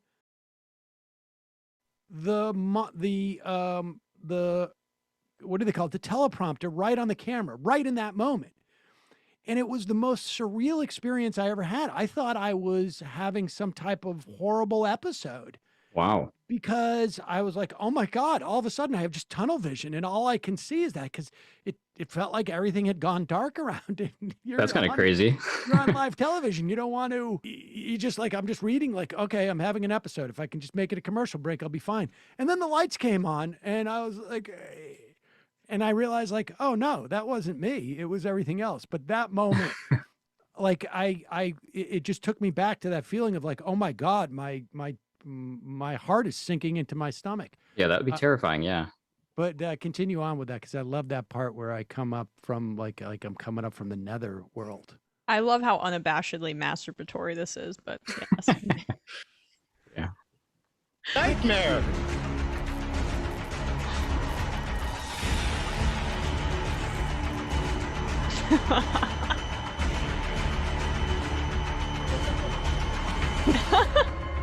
That was a good shot.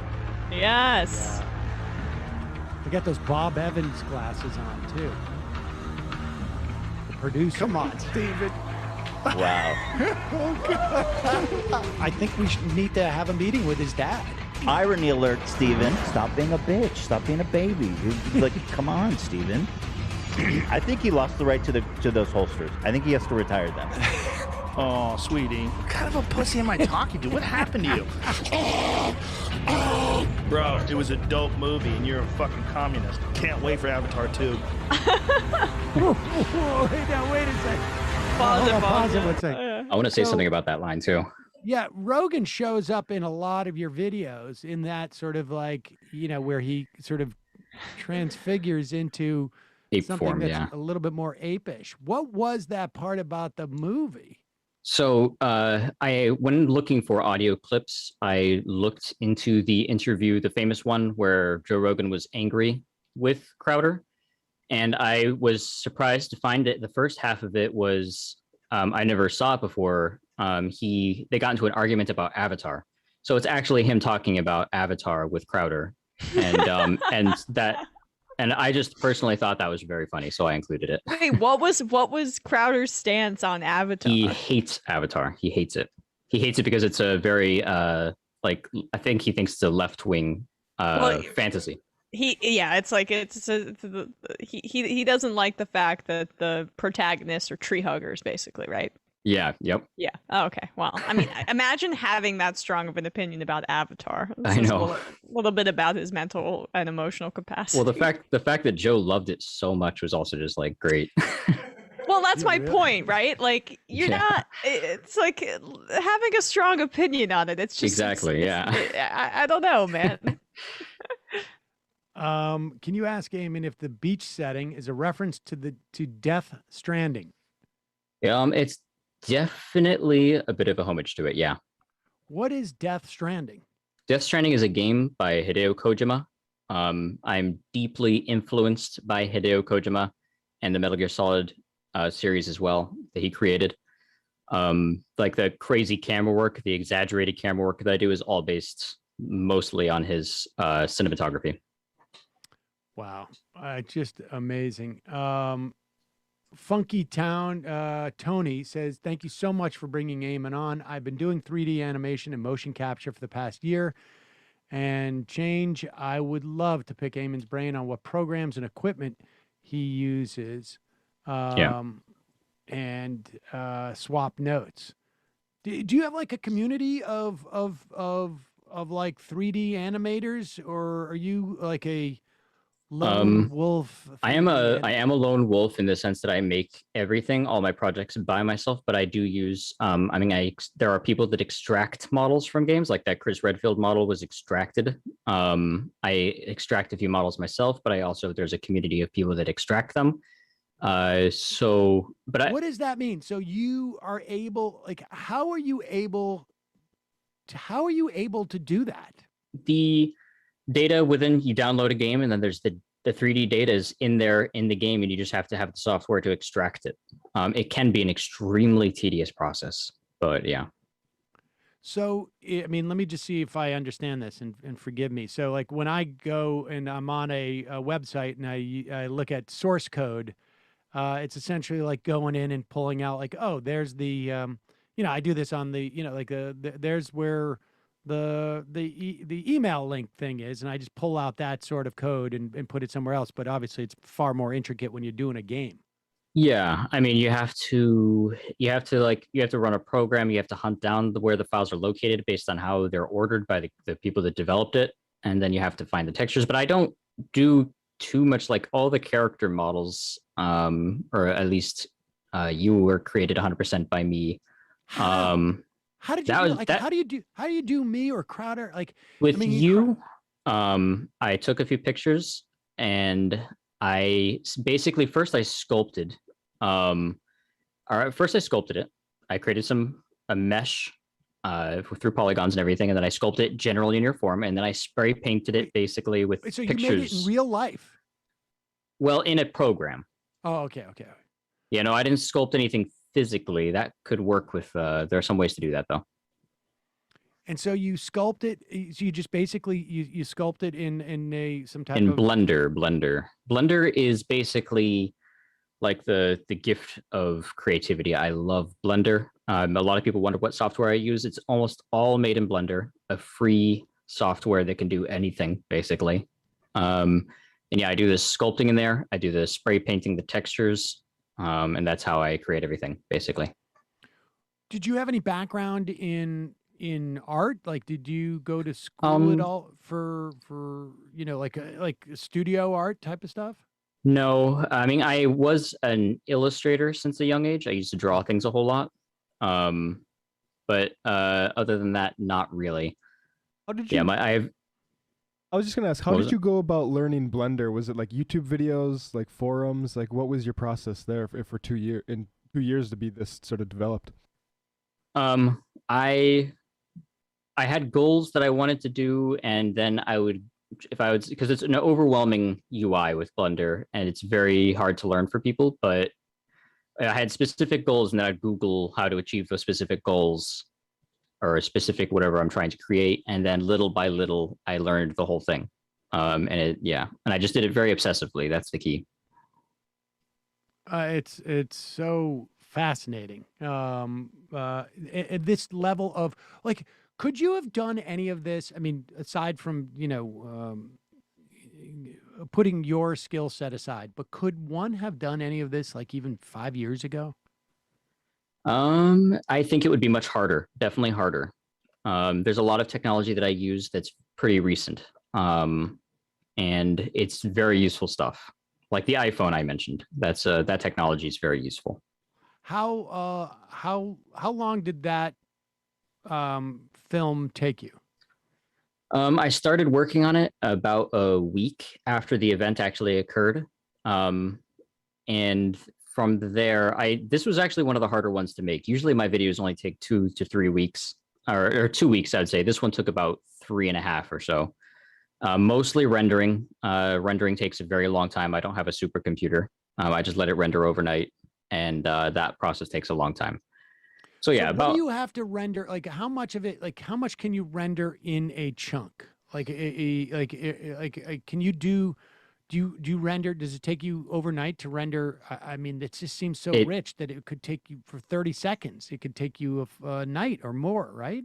It takes a very, very long time to render very high quality images. Like some of I would render each sequence, like the running sequence. I think that took like 12 hours to render. Wow. And then if there's any errors in it, I had to render that one twice.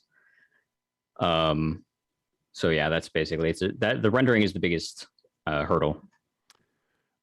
Chia Bureaucrat says, "Okay, Sam, be honest. How badly were you hoping that Aamon literally sculpted a clay bust of you, and tell us why you're about to offer him money for it?"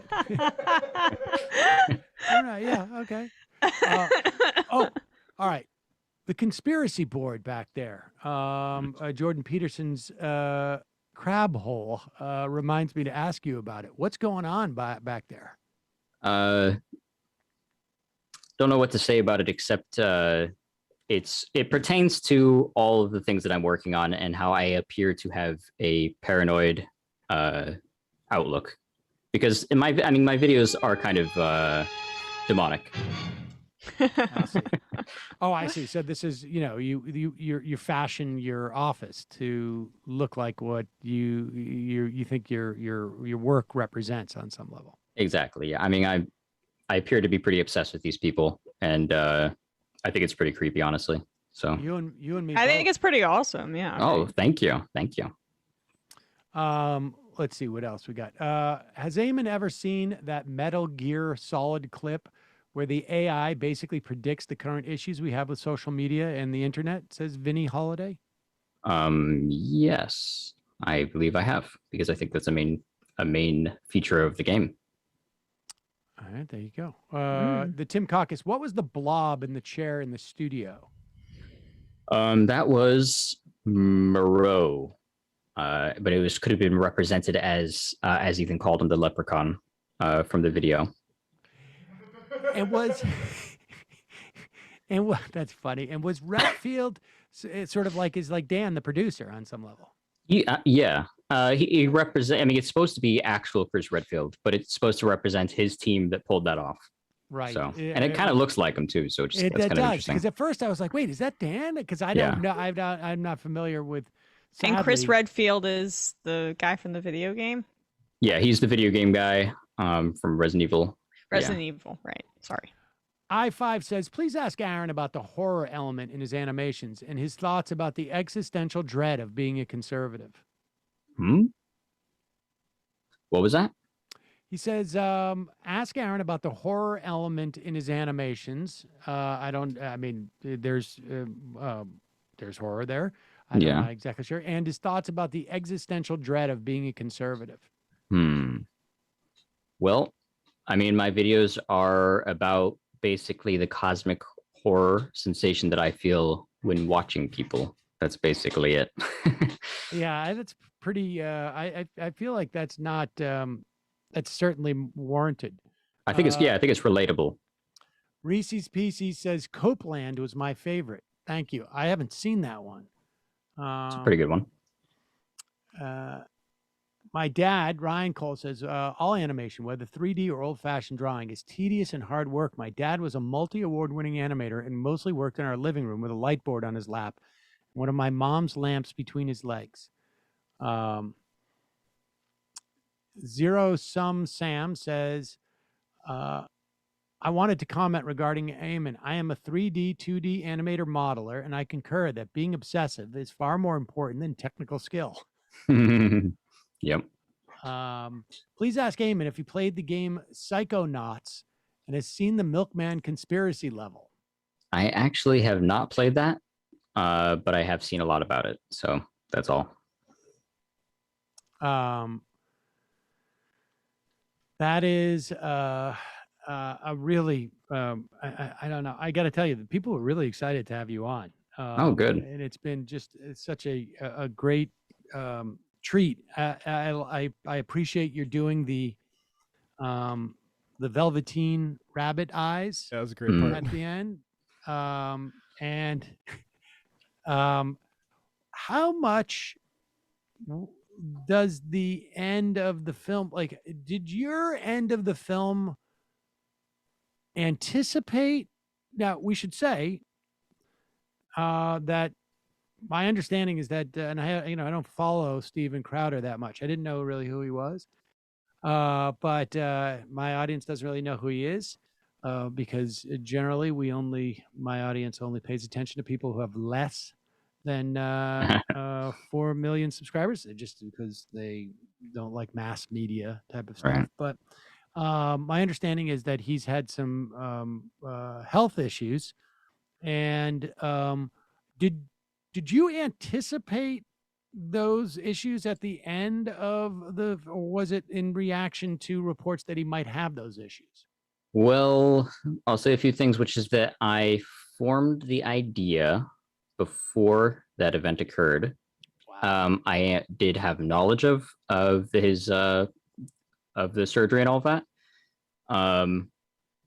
But yeah, it's mostly a metaphorical, animation. Also, get well soon, Stephen. Yes, absolutely, of course. And do you anticipate, like, at the end, do you think that there is redemption for the Steven Crowder character at the end of the film? Yeah, I think that not really. I think it would be great if he could. I mean, it'd make a fantastic video if any of these people actually became, like, a redemptive story would be great. Yeah. But I mean, it seems kind of like a dark ending. You really like Prager. I watched a bunch. Oh, of, yeah. What is it about Prager that makes him such a great character? I mean, he has some great quotes. Great quotes. He says some of the most outlandish things I've ever heard anybody say. It's stunning. Yeah. He just doesn't care. It really is amazing what comes out of his mouth. Yeah. And it's fun to watch that. Depressed Canadian, Aamon's work is fantastic.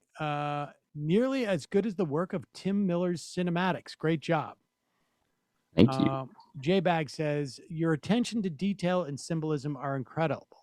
Subtle things like Buster's velveteen rabbit eyes, but also the longer running symbols like the bull, which I think represents endless growth capitalism, i.e. the bull market. Does it appear behind Crowder as his heart stops because Stephen's literally killing himself in service to the bull? Do you group Crowder in with Peterson, not actually demonic grifters, but just corrupted by their darker instincts? Now, again, if you don't want to answer this stuff, like, I mean, I think that's one of the reasons why I think people don't go out and talk about their films, because it gives people the opportunity to find symbolism in it. I don't know if that's the case in this instance, but yeah, I mean, I have read some fantastic analysis of my videos from some individuals, and I think that is a part of the fun of people observing this stuff. So I try not to speak too much about specifically what those mean, because I think that would ruin the fun for a lot of people. That's all. And it's also, I mean, it gives people the opportunity to create in some way, right? Yeah. I mean, I think that's great. Yeah. Tokyo Gouda says, I loved Amon's Kentaro Miura reference tribute in the episode with the God hand. Yeah. There you go. Well, Aamon, have you ever played the game Psychonauts? No, I have not. already asked that, right? Okay, sorry. I got to say, it was really just such a treat. I can't I can't compliment you enough. I watched. Well, I'm really just impressed. I just want to say real quick. I watched it like probably 2:30 a.m. after getting Twitter, and probably a little bit sleep intoxicated, and it was even on my phone. I just got completely absorbed to the world you create. Great, all the details, like the little like monsters that are dark certain places. Yeah. Just great rewatch.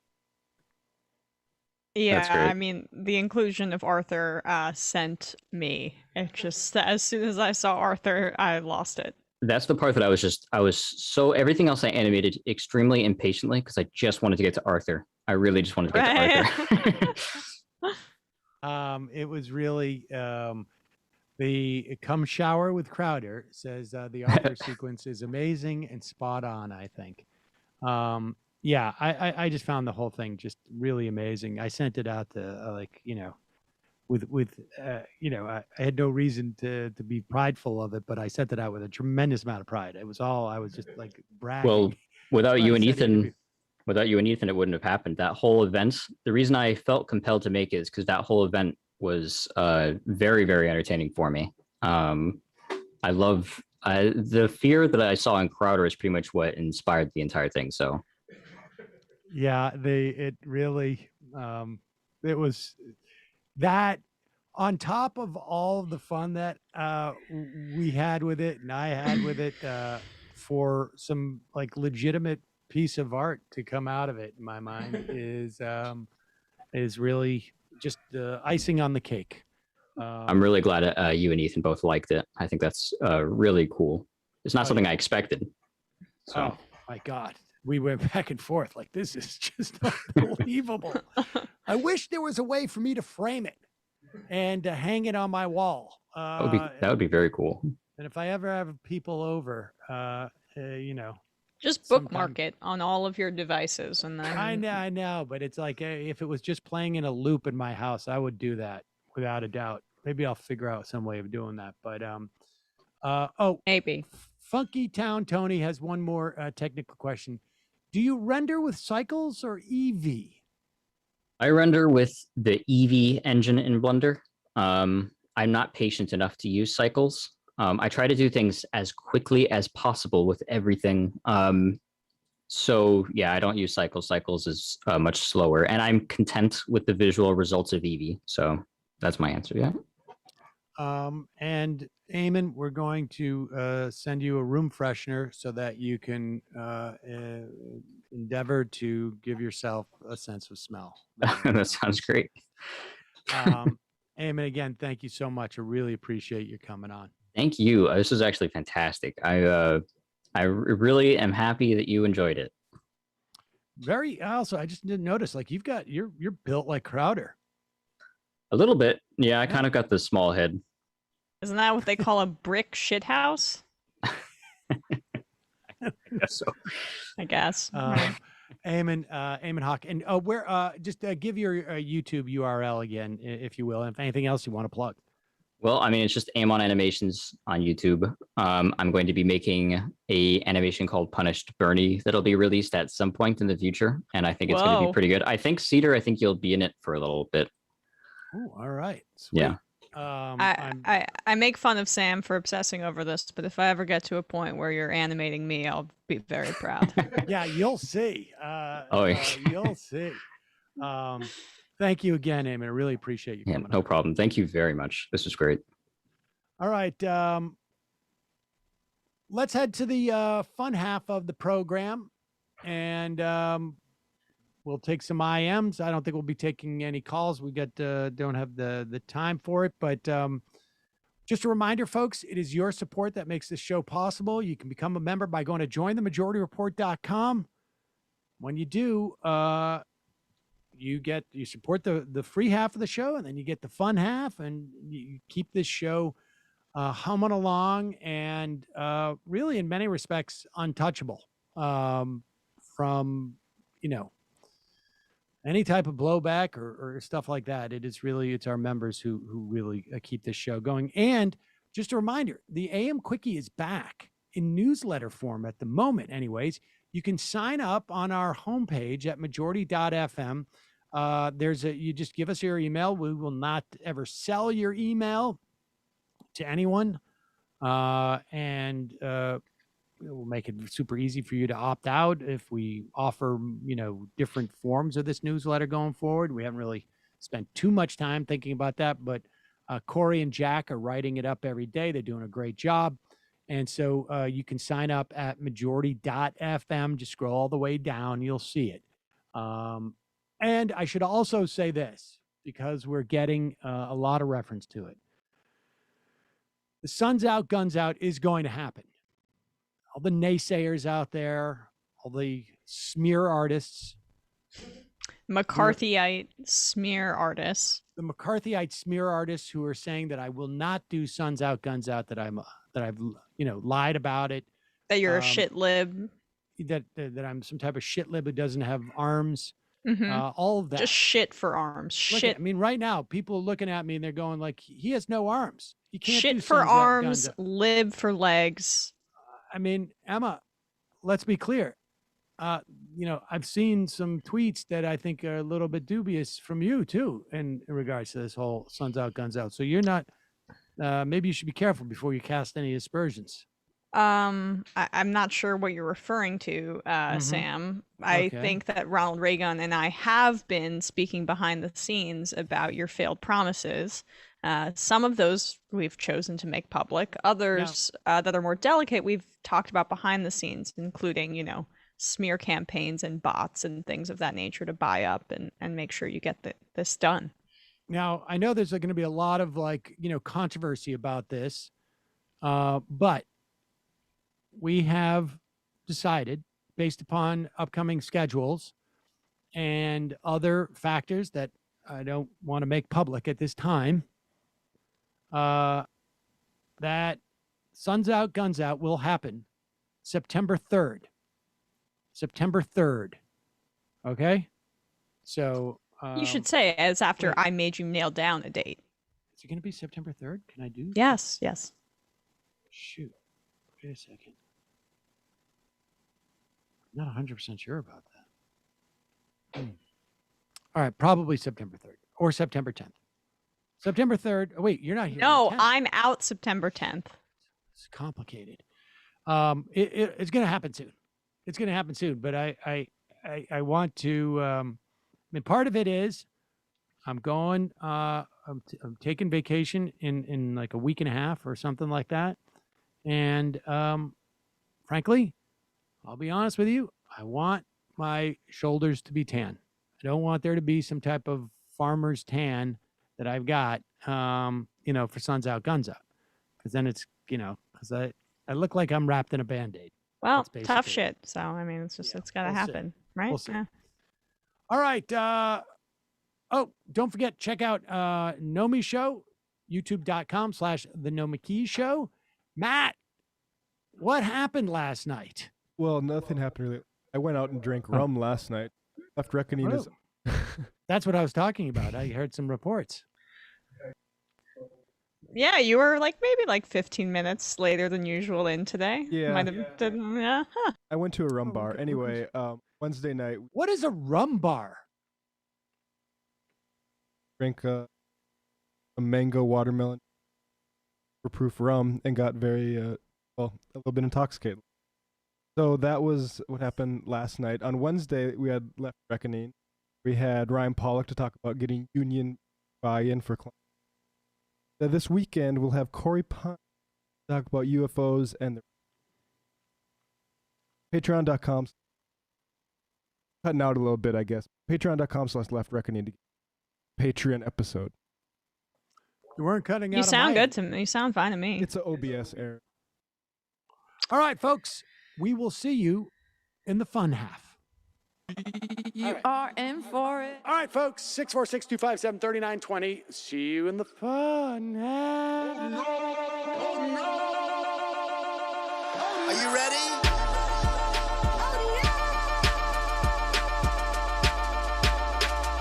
Who sent us this? Alpha males are back. Boy is back. And the alpha males are back.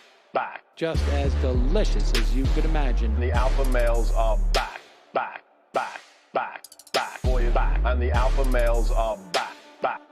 Just want to degrade the white man. Alpha males are back. I take all of it to my throat. Alpha males are back. Snowflake says what? The alpha males are back. You are a madman. And the alpha males are back. Oh no, Sam Seder! What a fucking nightmare! Bring back DJ. Yeah, or a couple of them. Just put them in rotation. DJ Denner. Well, the problem with those is they're like 45 seconds long, so I don't know if they're enough of a break. That's fucking nonsense. You see white people doing drugs, they look worse than normal white people, and all white people look disgusting. And the alpha males, psych, fuck them. Snowflake says what?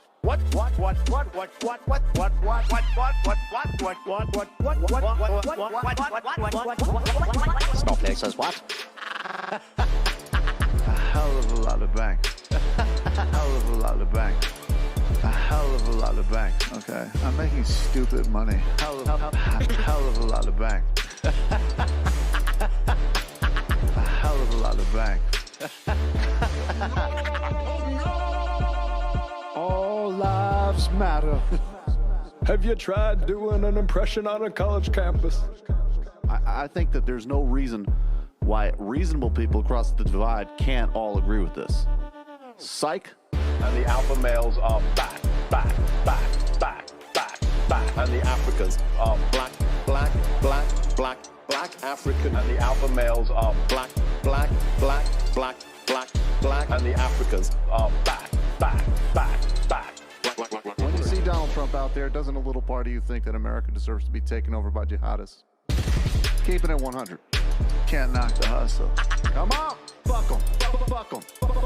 Things I do for the bigger game plan. By the way, it's my birthday. Happy birthday to me, Jew boy. I have a thought experiment for you. And the alpha males are back. Africans are black. Alpha males are black. Africans are back. Come on. Come on. Someone needs to pay the price for blasphemy around here. I am a total pussy.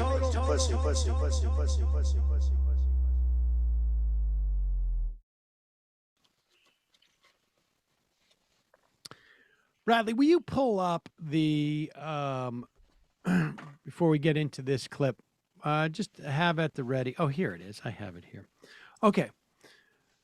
So, as you know, there's a couple of people on Fox who attempt to salvage their reputations by going for the lowest hanging fruit, right? And that is, hey, COVID is real and we should probably get vaccinated because the numbers are completely indisputable.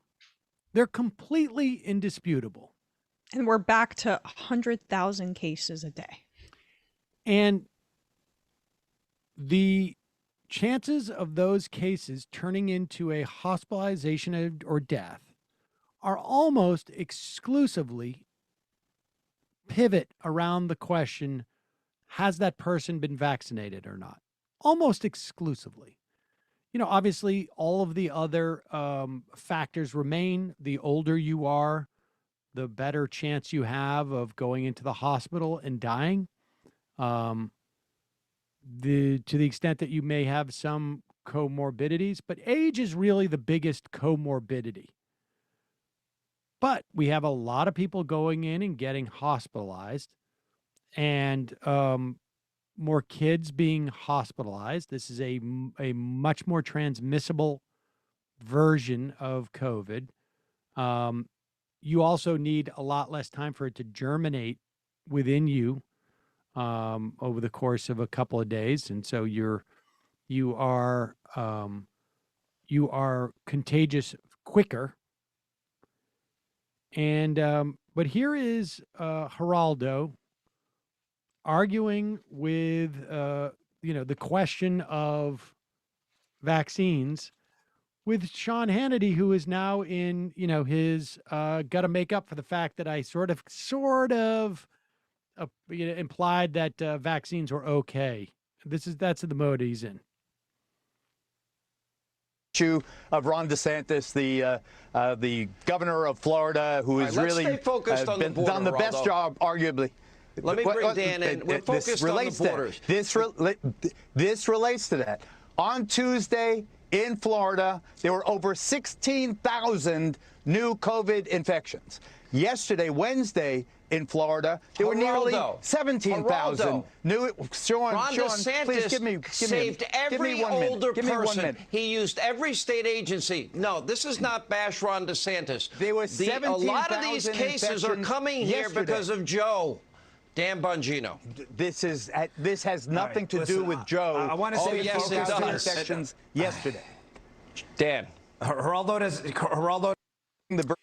So the argument here is that all of these new cases in Florida are coming as a function of immigrants are coming into Florida. Yeah. By the way, Biden has detained double the amount of people that he did in February. So the detentions are on the rise. He's not allowing immigrants to run rampant, but they're working from, one false notion to another. Well, let's look at a map of the United States. Do we have a map of the United States here? There's a helpful graphic, I think, that's been circulating just about where Florida is. Well, let's just look at a map, because I just want to see how all of those immigrants are coming across the border. Maybe they're flying in with COVID. Well, Bradley, do you have a map? Put a map up of the United States just so I can visualize this this COVID thing. I mean, is DeSantis arguing that? Do we have that map? Is he arguing that? Let's see here. Yeah, just choose one of those maps. I'm just curious about that. There you go. Florida. Okay. So they must be coming through. Oh, yes. Yes. I believe they call that scary Brownica. I think you're thinking that's, isn't that like Aquarius or Aqua? Like all the Aquamans. That's where all the people that, are going to buy Ben Shapiro's underwater homes when climate change comes. That's where they live. What is very, very thoughtful. Oh, no, keep that up for one more second, because I just want people to, vision this. I am looking at a list of the top 10. Put the map back up. I'm looking at a list of the top 10 increases in a 14-day change in hospitalizations and infections. There is Louisiana, comes in first, Florida, Arkansas. It's weird. Mississippi. Oh, they're all in that area. It is weird. Alabama. Yep. Missouri. It's these undocumented people who are, I say Missouri, okay. U.S. Virgin Islands, Oklahoma. Yeah. There you go. Alaska. Oh my God. That must be Canadian blue country. And South Carolina. It's just strange because the immigrants who are crossing the border seem to be jumping over Texas, jumping over New Mexico, completely ignoring New Mexico and Arizona and Colorado. And they're just headed over to Florida. How do they leap? Has anybody checked to see if there's a huge bridge over Texas? Well, I mean, they might just be swimming there, right? They could be swimming through the Gulf with COVID, and maybe that's what it is. Carrying bags of COVID on their bags, and maybe just walking with cantaloupe calves, bags of COVID in their calves. It's so amazing to witness how they are trying to pretend like DeSantis is just basically doing this, and it may be a good bet. You know, we've seen in Great Britain, we've seen in India that the Delta variant goes up like this, and then infections just sort of fall off a cliff, and nobody's quite sure. You know, very hard for human beings to sort of like fully grasp exponential growth with a virus like this, and also exponential decline. And so it could be that any day now, infections just sort of stop in Florida, or they don't. But DeSantis has sort of like gone all in with they're just going to go away, and I'm going to ride it out. In the meantime, everybody talk about immigration, because that's the thing that gets the Republican base stirred up. Disturbing. Yeah, the way that they're going at immigration is so disgusting and blatant. Yeah, and it's just to distract. We know what's going to distract our voters. And I also I find it fascinating, just as a side point too. They keep having Rivera on with Bongino, right? Is this like the millionth segment that they're doing, to have Rivera there to, I guess, be the person that the Fox News audience disagrees with, and they have that feud where they scream back and forth at one another? Right. Yeah, That's what it is. And then Hannity gets to look like the reasonable one. Mm-hmm. It's just an interesting, like, I guess, thing they're committing to over there at the Sean Hannity program. Meanwhile, let's visit another place on Fox. Tucker Carlson broadcasting from Hungary. An interesting choice of where to broadcast for. I'm sure Fox viewers have been very excited about Hungary. And well, Viktor he's Orban. speaking there. He's speaking there. He's speaking there. Yeah. At a conference paid for by a think tank that's been funded at the direction by the Hungarian government of Orban, that's meant to foster nationalist conservatism, aka racist, nationalist, fascist conference. Little, not. Who called it NaziCon yesterday? I think that was Brandon. Here is Tucker Carlson and Josh Hawley, talking about the infrastructure bill. So why don't we have an infrastructure bill that, say, fixes our bridges, our roads, our airports, our train stations, move the bums out, clean them, make them nice? Why can't we have something like that in our country? Pause it for 1 second. Yeah, because that... In fact, the infrastructure bill does all of the things he just said, except for whatever it is, move the bums out of the subway, as if Tucker Carlson has been on a subway in New York City for, I don't know. Ever. I mean, before he was making that TV money, he already had his TV dinner money that was shepherding him around in town cars from Midtown location to Upper West Side location to Upper East Side location. But we should just be clear. All of those things are in the infrastructure bill. Yeah. Continue. Something like that in our country.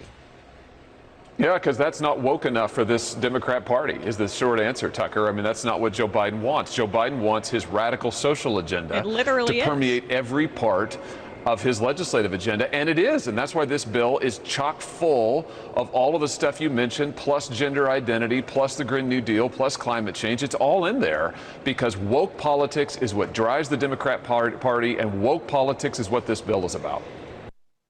No, it's literally about all the things you listed, minus the move the bums out, but also minus the woke politics and gender identity. I didn't realize we were doing gender identity infrastructure. But what we don't know is that the billions of dollars that are allocated in this infrastructure package are just going to every restroom in the South and putting non-binary signs on the restrooms. In the McDonald's that you love, no more skirts on the people on those restroom doors.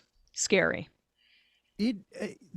this really, I think, illustrates the point I've been trying to make lately about how Democrats and Republicans seem to be operating in almost like now completely separate playing fields of politics, right? I mean, there was a time like we can't spend this money. We can't afford this money. This is, but instead it is literally like on one hand, we're going to spend $4 trillion to invest in the physical and social infrastructure of the country. And on the other hand, we're going to go out there and make sure there's no critical race theory anywhere. I mean, it's honestly like, it's fascinating. I've never, the right has always tried to, it had their culture war going on. And the left has, also engaged in a culture war of sorts. I mean, it's not as explicit, but it exists. But they usually both show up when it comes time to passing legislation on like the grounds of the legislation. There used to be a conservative ideological, as farcical as it was, response to this, and they don't even make that anymore. They don't even bother with that anymore. And it's fascinating. Even the Josh Hawley, who's supposed to be sort of like the new crop, it is just fascinating that they're not like even bothering talking about what's actually in the bill, where the $3.5 trillion is being spent. That's what politics is about. It should be what covering politics is about, right? If you're a journalist that works for Fox News, you're going over to Hungary on a fact-finding mission to talk to Viktor Orban, who's funneling money to a organization where you're speaking at and presumably getting money there too. That's what Tucker's there for. Yeah, but Tucker's there to appeal to his viewers and to follow what supports the Republican Party's. I am being sarcastic. No, I know, but it's fascinating. It's just amazing. They're not even waging any type of public campaign against this massive, massive bill. It's just fascinating to me. Yeah, I also don't think the Biden is a radical SJW thing is really going to have the legs that they want it to. And when they keep saying woke, it does sound like like a euphemism for what they really mean. Oh, yeah, without a doubt. Of course. That is the latest iteration of, this is all just about black people. It pairs nicely with the bums in the subway. Yeah. I mean, horrible, horrible, despicable human being. Let's just go back and Fox is really having a field day today. This is also part of the problem is they cannot attack Biden directly. Now, we should say Biden's polling numbers have dropped a little bit. I think that is a function of people on the left, broadly speaking, being frustrated that he's not been, aggressive enough in getting stuff done. Maybe that changes when we pass this next bill, but he was riding high in April in the wake of that COVID relief bill. Well, his COVID response, though, has dropped significantly from Quinnipiac says 63% or 65 to 53%, right? So that means that I think it's more linked to COVID than that. I think, it could be. People aren't going to make these distinctions about why this Delta variant is like, it's really the governors in those states' faults and people not getting vaccinated. That's just going to, like, if the economy's good, it's the president's, the approval's going to go up. Same thing with if COVID's going down, up for the president. Right. I think there's some truth to that. And he did say, 70% by July and 4th, and it didn't happen until I think just the other day. Right. And it's hard to trumpet it at the same amount when you're getting all these people going into the hospital. But they still don't have the ability to sort of like activate the Republican lizard brain when it comes to Joe Biden. So the next best thing is figure out something to be aggrieved about. And look, you go to the supermarket, you hang out at the local diner, you go down to, Stewart's or whatever it is. You hear one thing over and over again.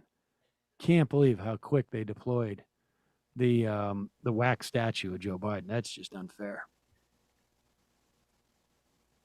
Play this clip. Saying that, I know they took a long time to ramp up for President Trump's animatronic likeness, and it seems to be a quicker turnaround for Joe Biden. What's your guess? So it's actually, if you look just to the right of Biden, how I'm looking at him, it's those peach blossoms for the state of Delaware. So rather boring special item. Emily, I was going to guess, I don't know, pajamas, chocolate chip ice cream, note cards. One of those items might have worked as well. There you go. This is their fun segment. And but leave it to kill me like, Disney was able to get the Joe Biden sculpture much quicker than the Donald Trump one.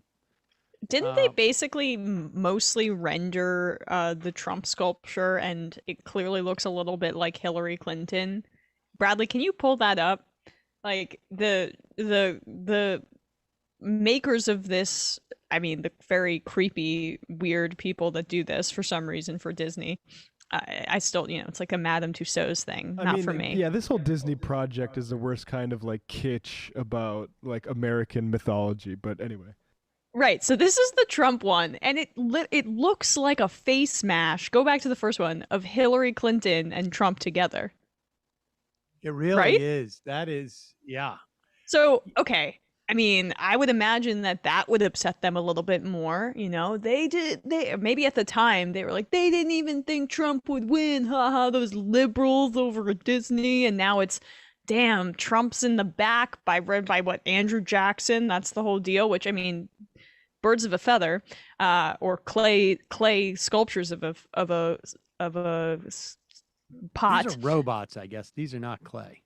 Oh, that's worse. Yes, they're animatronics. I forgot, right? Now, yeah, but I will say this. There is a long history, it's my understanding, of Disney designers and animators being a little bit subversive, more or less to their company, but I don't want to overstate their subversiveness. Right, like the penises that are hidden everywhere. There's a Disney building, like on the studio, on the Disney lot. And I think it's the ABC lot now, and on the top of the building, holding up the roof, are like a bunch of the dwarfs, the 7 dwarfs. And supposedly they were sculpted in such a way that when it rains, and I've seen this, but supposedly they did it on purpose as a way of being subversive. It looks like they pee their pants. That it was sculpted in such a way that the water would run down their legs or something like that. So I don't know if that's the case, but it does. I've seen it. I've seen it when it's rained out there. Very rarely that it looks like they're peeing themselves. It looks like somebody purposely tried to make Donald Trump look as like the guy from like the Emperor from Star Wars, whoever that guy, like really Palpatine. Sickly. It doesn't look too healthy. It looks like Hillary. Maybe a little bit. Maybe you're projecting a little bit. I'm not. That was like a legit story. Yeah. Why would I be projecting that? I don't know. Think about how you know. Yourself. You have to look into yourself for that. I don't know. But you made the accusation. Well, I've just occurred to me. I don't know. It's not how that works. All right. One more clip here, and then we'll read some IMs. Kristen Sinema showed up on The View. Have they replaced McCain yet, or she's still on, like on the longest retirement tour of history? My God, you're not going to have me to kick around anymore, except for maybe the next couple months. Here is Kristen Sinema on Joy Behar's show.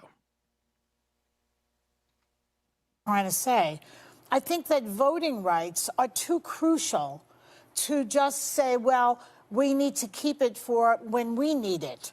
It's too important, because if if everyone in the country is not able to vote, you don't really have a country. Not only won't you have the filibuster, you won't have a country.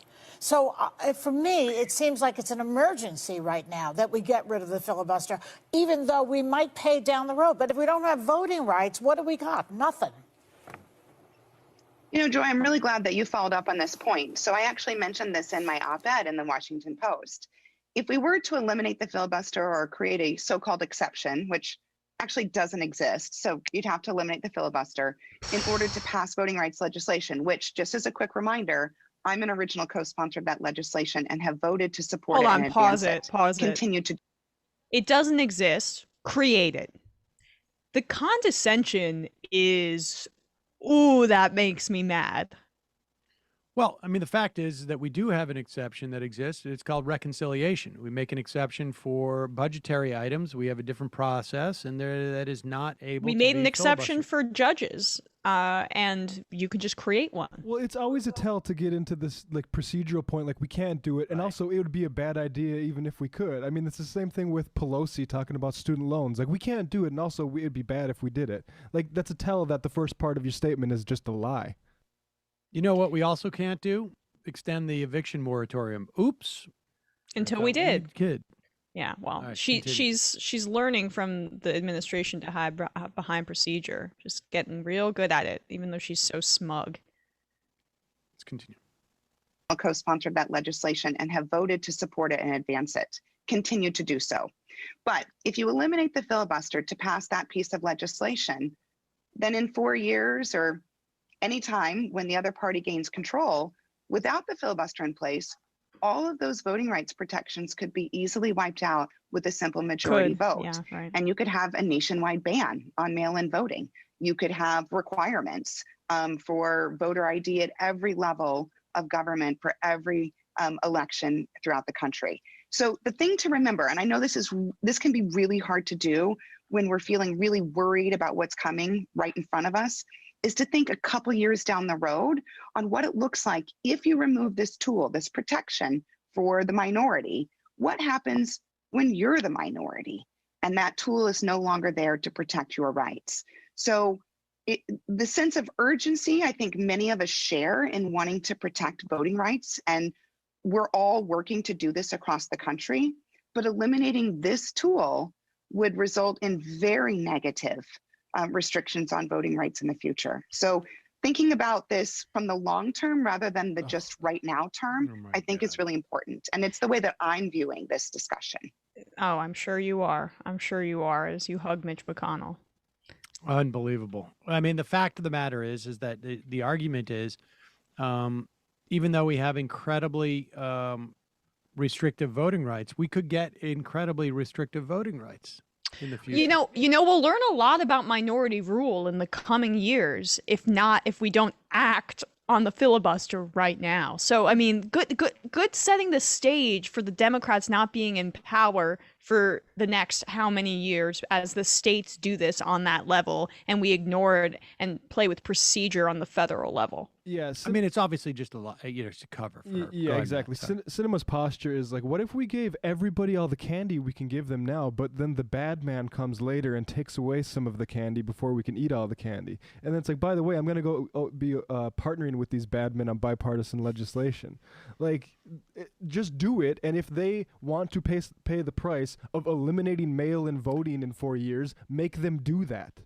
You know what makes it a lot less likely for them to roll back things in ways that are retaliatory? If you put the infrastructure in place now for voting rights throughout the country, which makes it a lot harder to 4 years down the line for this to actually happen. Because once you put policy in place, that's the best way to ensure that that's the policy. And just to edify that point, we saw the Republican Party vote 50, 60 times to repeal the Affordable Care Act. And then when they were actually in office and had the power to do so, they had the ability to avoid a presidential veto. They didn't pass it. They couldn't repeal it. And both because I think primarily as a political matter, they were afraid to, as a party. Came down to one vote, John McCain's, but he was, that is an expression of what the party were able to do. And so she's lying. And I mean, it's obvious. But that's her line. She's sticking with it. That's where that condescension comes from too, is, as Well, you know. Just think about You got to 2 be more years. condescending when you're shoveling the BS like she is. You got to be condescending because you need every tool at your disposal to make anybody think like, what? Maybe it's me. Maybe it's not. Well, her. no, Maybe but it is me." that's what you do when you're trying to hide the rage beneath you because you have to do somersaults to cover up for, the lie that you're pushing. That's exactly what that tactic is. She really is, again, I take Manchin over her any day.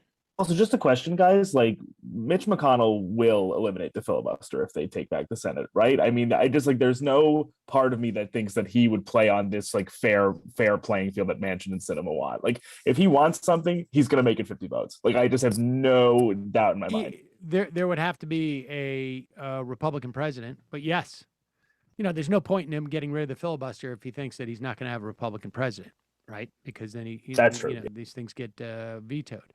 But yes, without a doubt.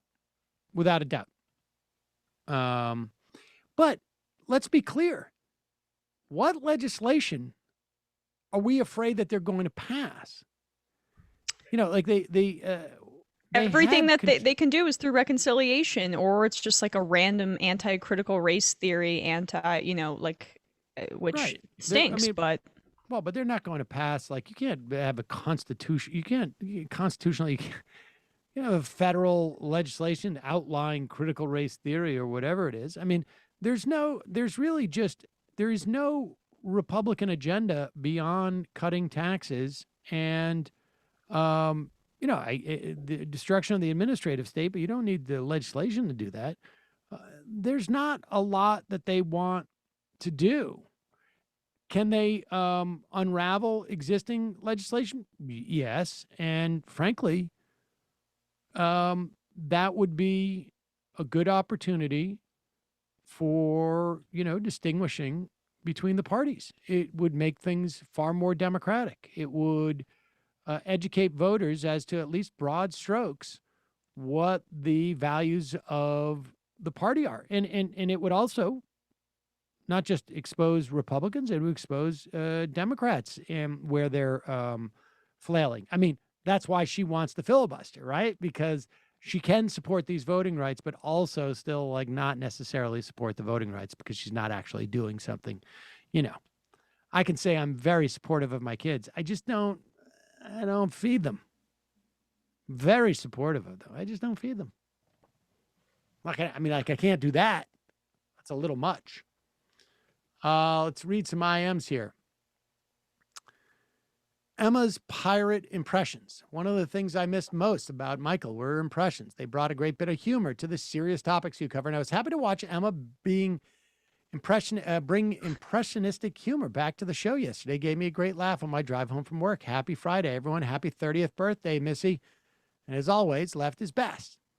I didn't do it, though. I mentioned that my boyfriend does a stupid joke called Pirate Amy Goodman, where he just says, we'll watch Democracy Now! In the morning and he'll say stuff back in the pirate voice. All right? I shouldn't share these things because they're silly. I'm not doing it. Arr, I'm Amy Goodman. Like, what?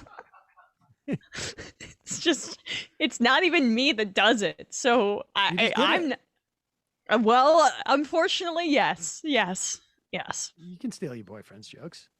I can, but What's he gonna do about it? Maybe only in secret. Tell him to get his own show.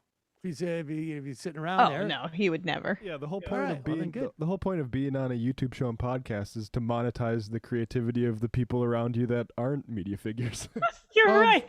I probably shouldn't even have said that he came up with it, but it's you Right. know, it's Yeah, you very don't say indicative that. of his humor. Yeah. Yeah, I would just continue to steal and not credit. Going forward, I'll do that. My God, I mean that's what do you? I mean that's what you do, right? That's what everybody does. Oh yeah. Oh yeah.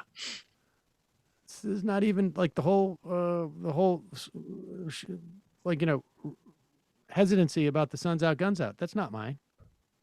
I just use it for effect. Mickey 7, Sam, I saw you on Chris Hayes' show last night. When Rena Shaw said that Democratic leaders don't fear their base like Republicans do, the expression on your face made me laugh. Pretty sure you were going to say that the Dems despise their progressive base instead of embracing them like the GOP does their base, but show ended before you could speak. I had some comments to it. I mean, it was just a weird response that she had to the question that she was asked. I can't remember exactly. DMV listener, Sam, did you know when you're not around, Emma breaks out her pirate Amy Goodman impression? Sam Seder, VCR repairman. My boyfriend used to write comedy, so he's funny. Yeah, he's funny. But I'm not as funny as him, so keep going. Yeah, so you steal.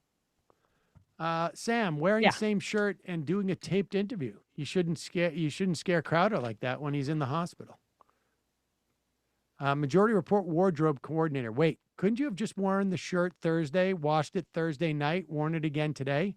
Seems like a reasonable scenario. That's what I tell people when I get caught re-wearing clothes. You look like aren't you a weekend laundry guy? Am I a weekend laundry guy? Yeah. I thought that was your schedule. More or less. I'm actually at like Wednesdays and weekend. Depends. It's a kid dependent. Jibber jabber. Why not use repeal and replace the police instead of abolish? Nuke Wrangler. I'm a member from way back, so I like the show, but you don't know how to win from the standpoint of Twitch. Twitch users love having their name read by the streamer, so much so that they will pay, i.e. subscribe, just for that privilege. Leaving money on the table like this sounds fiscally irresponsible. I hope I like the show. I really do in principle. Hoping for a POG half, though. POG half. I'm, there's definitely going to be more Twitch-oriented, content in my future. But it's just, I got some ducks and I'm lining up. Does that mean you're playing Duck Hunt on Twitch? I'll tell you something. The idea that I could maybe I could do it once every 2 weeks, like just play a video game and do a stream. My God, that to me, if I had the time to do that, boy, right now it's stressful because we got the vacation coming up, and I'm doubling up for that second Peacock show that we do, and it's annoying. All right. Funky Town, I'm going to leave it there. Funky Town, thank you so much for bringing Aamon on. Oh, we did? Okay. A Square. Sam, such times we're living in. Even the sanest people I know are so dislocated. Thanks to MR, now with Emma and regular guests, Left Reckoning, TMBS, Legacy, Joshua Kahn Russell for helping us to make sense of it all and keep sights on what matters versus the self-serving crap show out there. That point Bessner made is critical. Dems need to upend norms and rules to get some sanity into our body politic and progressive policy gains. Thank God for Cory Bush putting it all out there and to get some relief for some people. Trumpka RIP, long live Sarah Nelson. Elitist yard sign guy. This whole anti-mask thing is weaponized dissonance. It's not unreasonable for people to be pissed off and look at a lot of these folks in a certain type of way because this affects all of our lives, indeed. Freedom Poutine. Can you ask Aamon if the beach... I did? Okay. LJ3000. Question for Marius Lekias. Long while back, you recommended an article on trans athletes that was written by a socially progressive sports reporter. The article was a great source for reference, but I've since lost track of it. It's a few years ago, but I was wondering if you can recall the article's author and title. Keep on keeping on, MR Crew. Left is best. I can't say the title, but that would definitely be Dave Zirin at The Nation, I think. He's still there. Aamon Silk. That's a source 2 engine rendering question. Let's see. Wyoming Ryan. Best casual Friday ever. Haven't laughed this hard since Michael's days. Is September 3rd the day Sam's HGH regimen ends? Sam has to be Jewish. That's why he's delaying. The alleged tanning excuse is a cover-up. I love the idea of you like taking testosterone or HGH. It's just so funny. My friend's dad did that, and he like became a real piece of shit. Oh, really? Did the roids really make? She'll never watch this. Yeah. Well, it wasn't roids; it was testosterone. That's like what Alex Jones sells and stuff. You can just take testosterone? I mean, I definitely think that. I think I could use to butch up a little bit. I think that's not. She said it made him very aggressive and not like himself. And yeah, I mean, he's like a big Q guy, so I think he might have gotten it from Alex Jones. I have no idea. Get on a little bit of that. I mean, is that enough time? Is there enough time between now and then that I can go to Infowars.com and see if you can get your gorilla junk. Gorilla mindset. Do you really want to have a gorilla mindset? It's just interesting. Sam, the word you're looking for is farklement. Seeing Aamon video and thinking how it would last beyond your own mortality made you farklement. Okay. 5 more of these and then we're getting going. Ryan Cole. All animation. Oh, yeah. Okay. Never mind. Sorry. Some of these I read already. Left Chonig. Eamon's animation was amazing. It was so full-packed of references. It's worth watching several times. Would you ever have Ethan Klein on for Casual Friday? Yeah, I would do that at one point, maybe. Julie, Avalon Gracias. Hey, Sam, been seeing some comments on the Line 3 pipeline protest. You guys going to cover it? Yeah, I literally said we need to cover it yesterday. I'm so sorry. I saw someone write in and say the same thing, and you guys are right. We should. Yeah, we'll get some coverage on that in the coming days. We've mentioned it in the past, I believe. But I think there's been more mass arrests of water protectors there, so it's heating up a bit. Theorist. Keep in mind, Sam, the more people get vaccinated, the greater the percentage will be of hospitalizations and deaths consisting of vaccinated people. Yes, but the numbers should go down. But yes, this is normal and expected to, according to Ostrom. If you have 2 similar populations, one with 70% vaccinated and one with 85% vaccinated, in both cases, the vaccines have 85% efficacy. Epidemiologists would expect that the percentage of people hospitalized in the 85% population will reflect a higher rate of vaccinated people just because more of the population is vaccinated and no vaccines have 100% efficacy. If the population is 100% vaccinated, all hospitalizations are of vaccinated people. That's correct. But the raw number would be way down. Right, guys, the Dems are almost out of pathetic excuses. We can't do anything the majority wants because the majority may change. Why did Lincoln understand these things? He got a whopping... I mean, look, the jury's still out in terms of what the Democrats do, are able to pull off in terms of this reconciliation bill. But I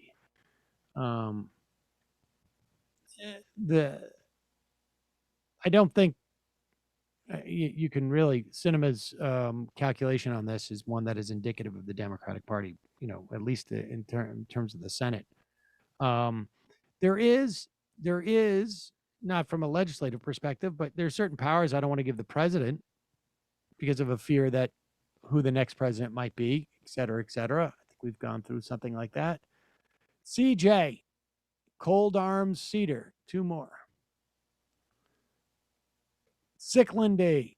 Sensible friends went to the Tennessee for the family trip. All 6 vaccinated. All 6 became COVID positive with mild symptoms upon returning home. Do not know if the infection strain, multiple vaccination types. Okay. Multiple vaccination types. Interesting. Yeah. And the final IM of the day, Anarcho PMC.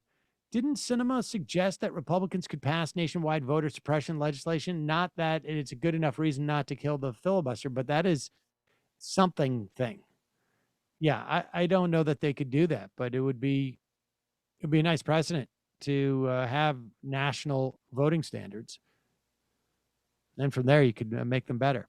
Matt, Emma, Bradley, great job this week. Folks, have a great weekend. We will be back on Monday. It might take all the strength I got to get to where I want, but I know somehow I'm gonna get there.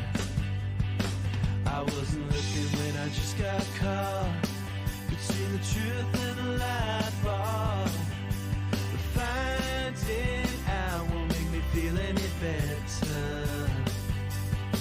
Yeah, I know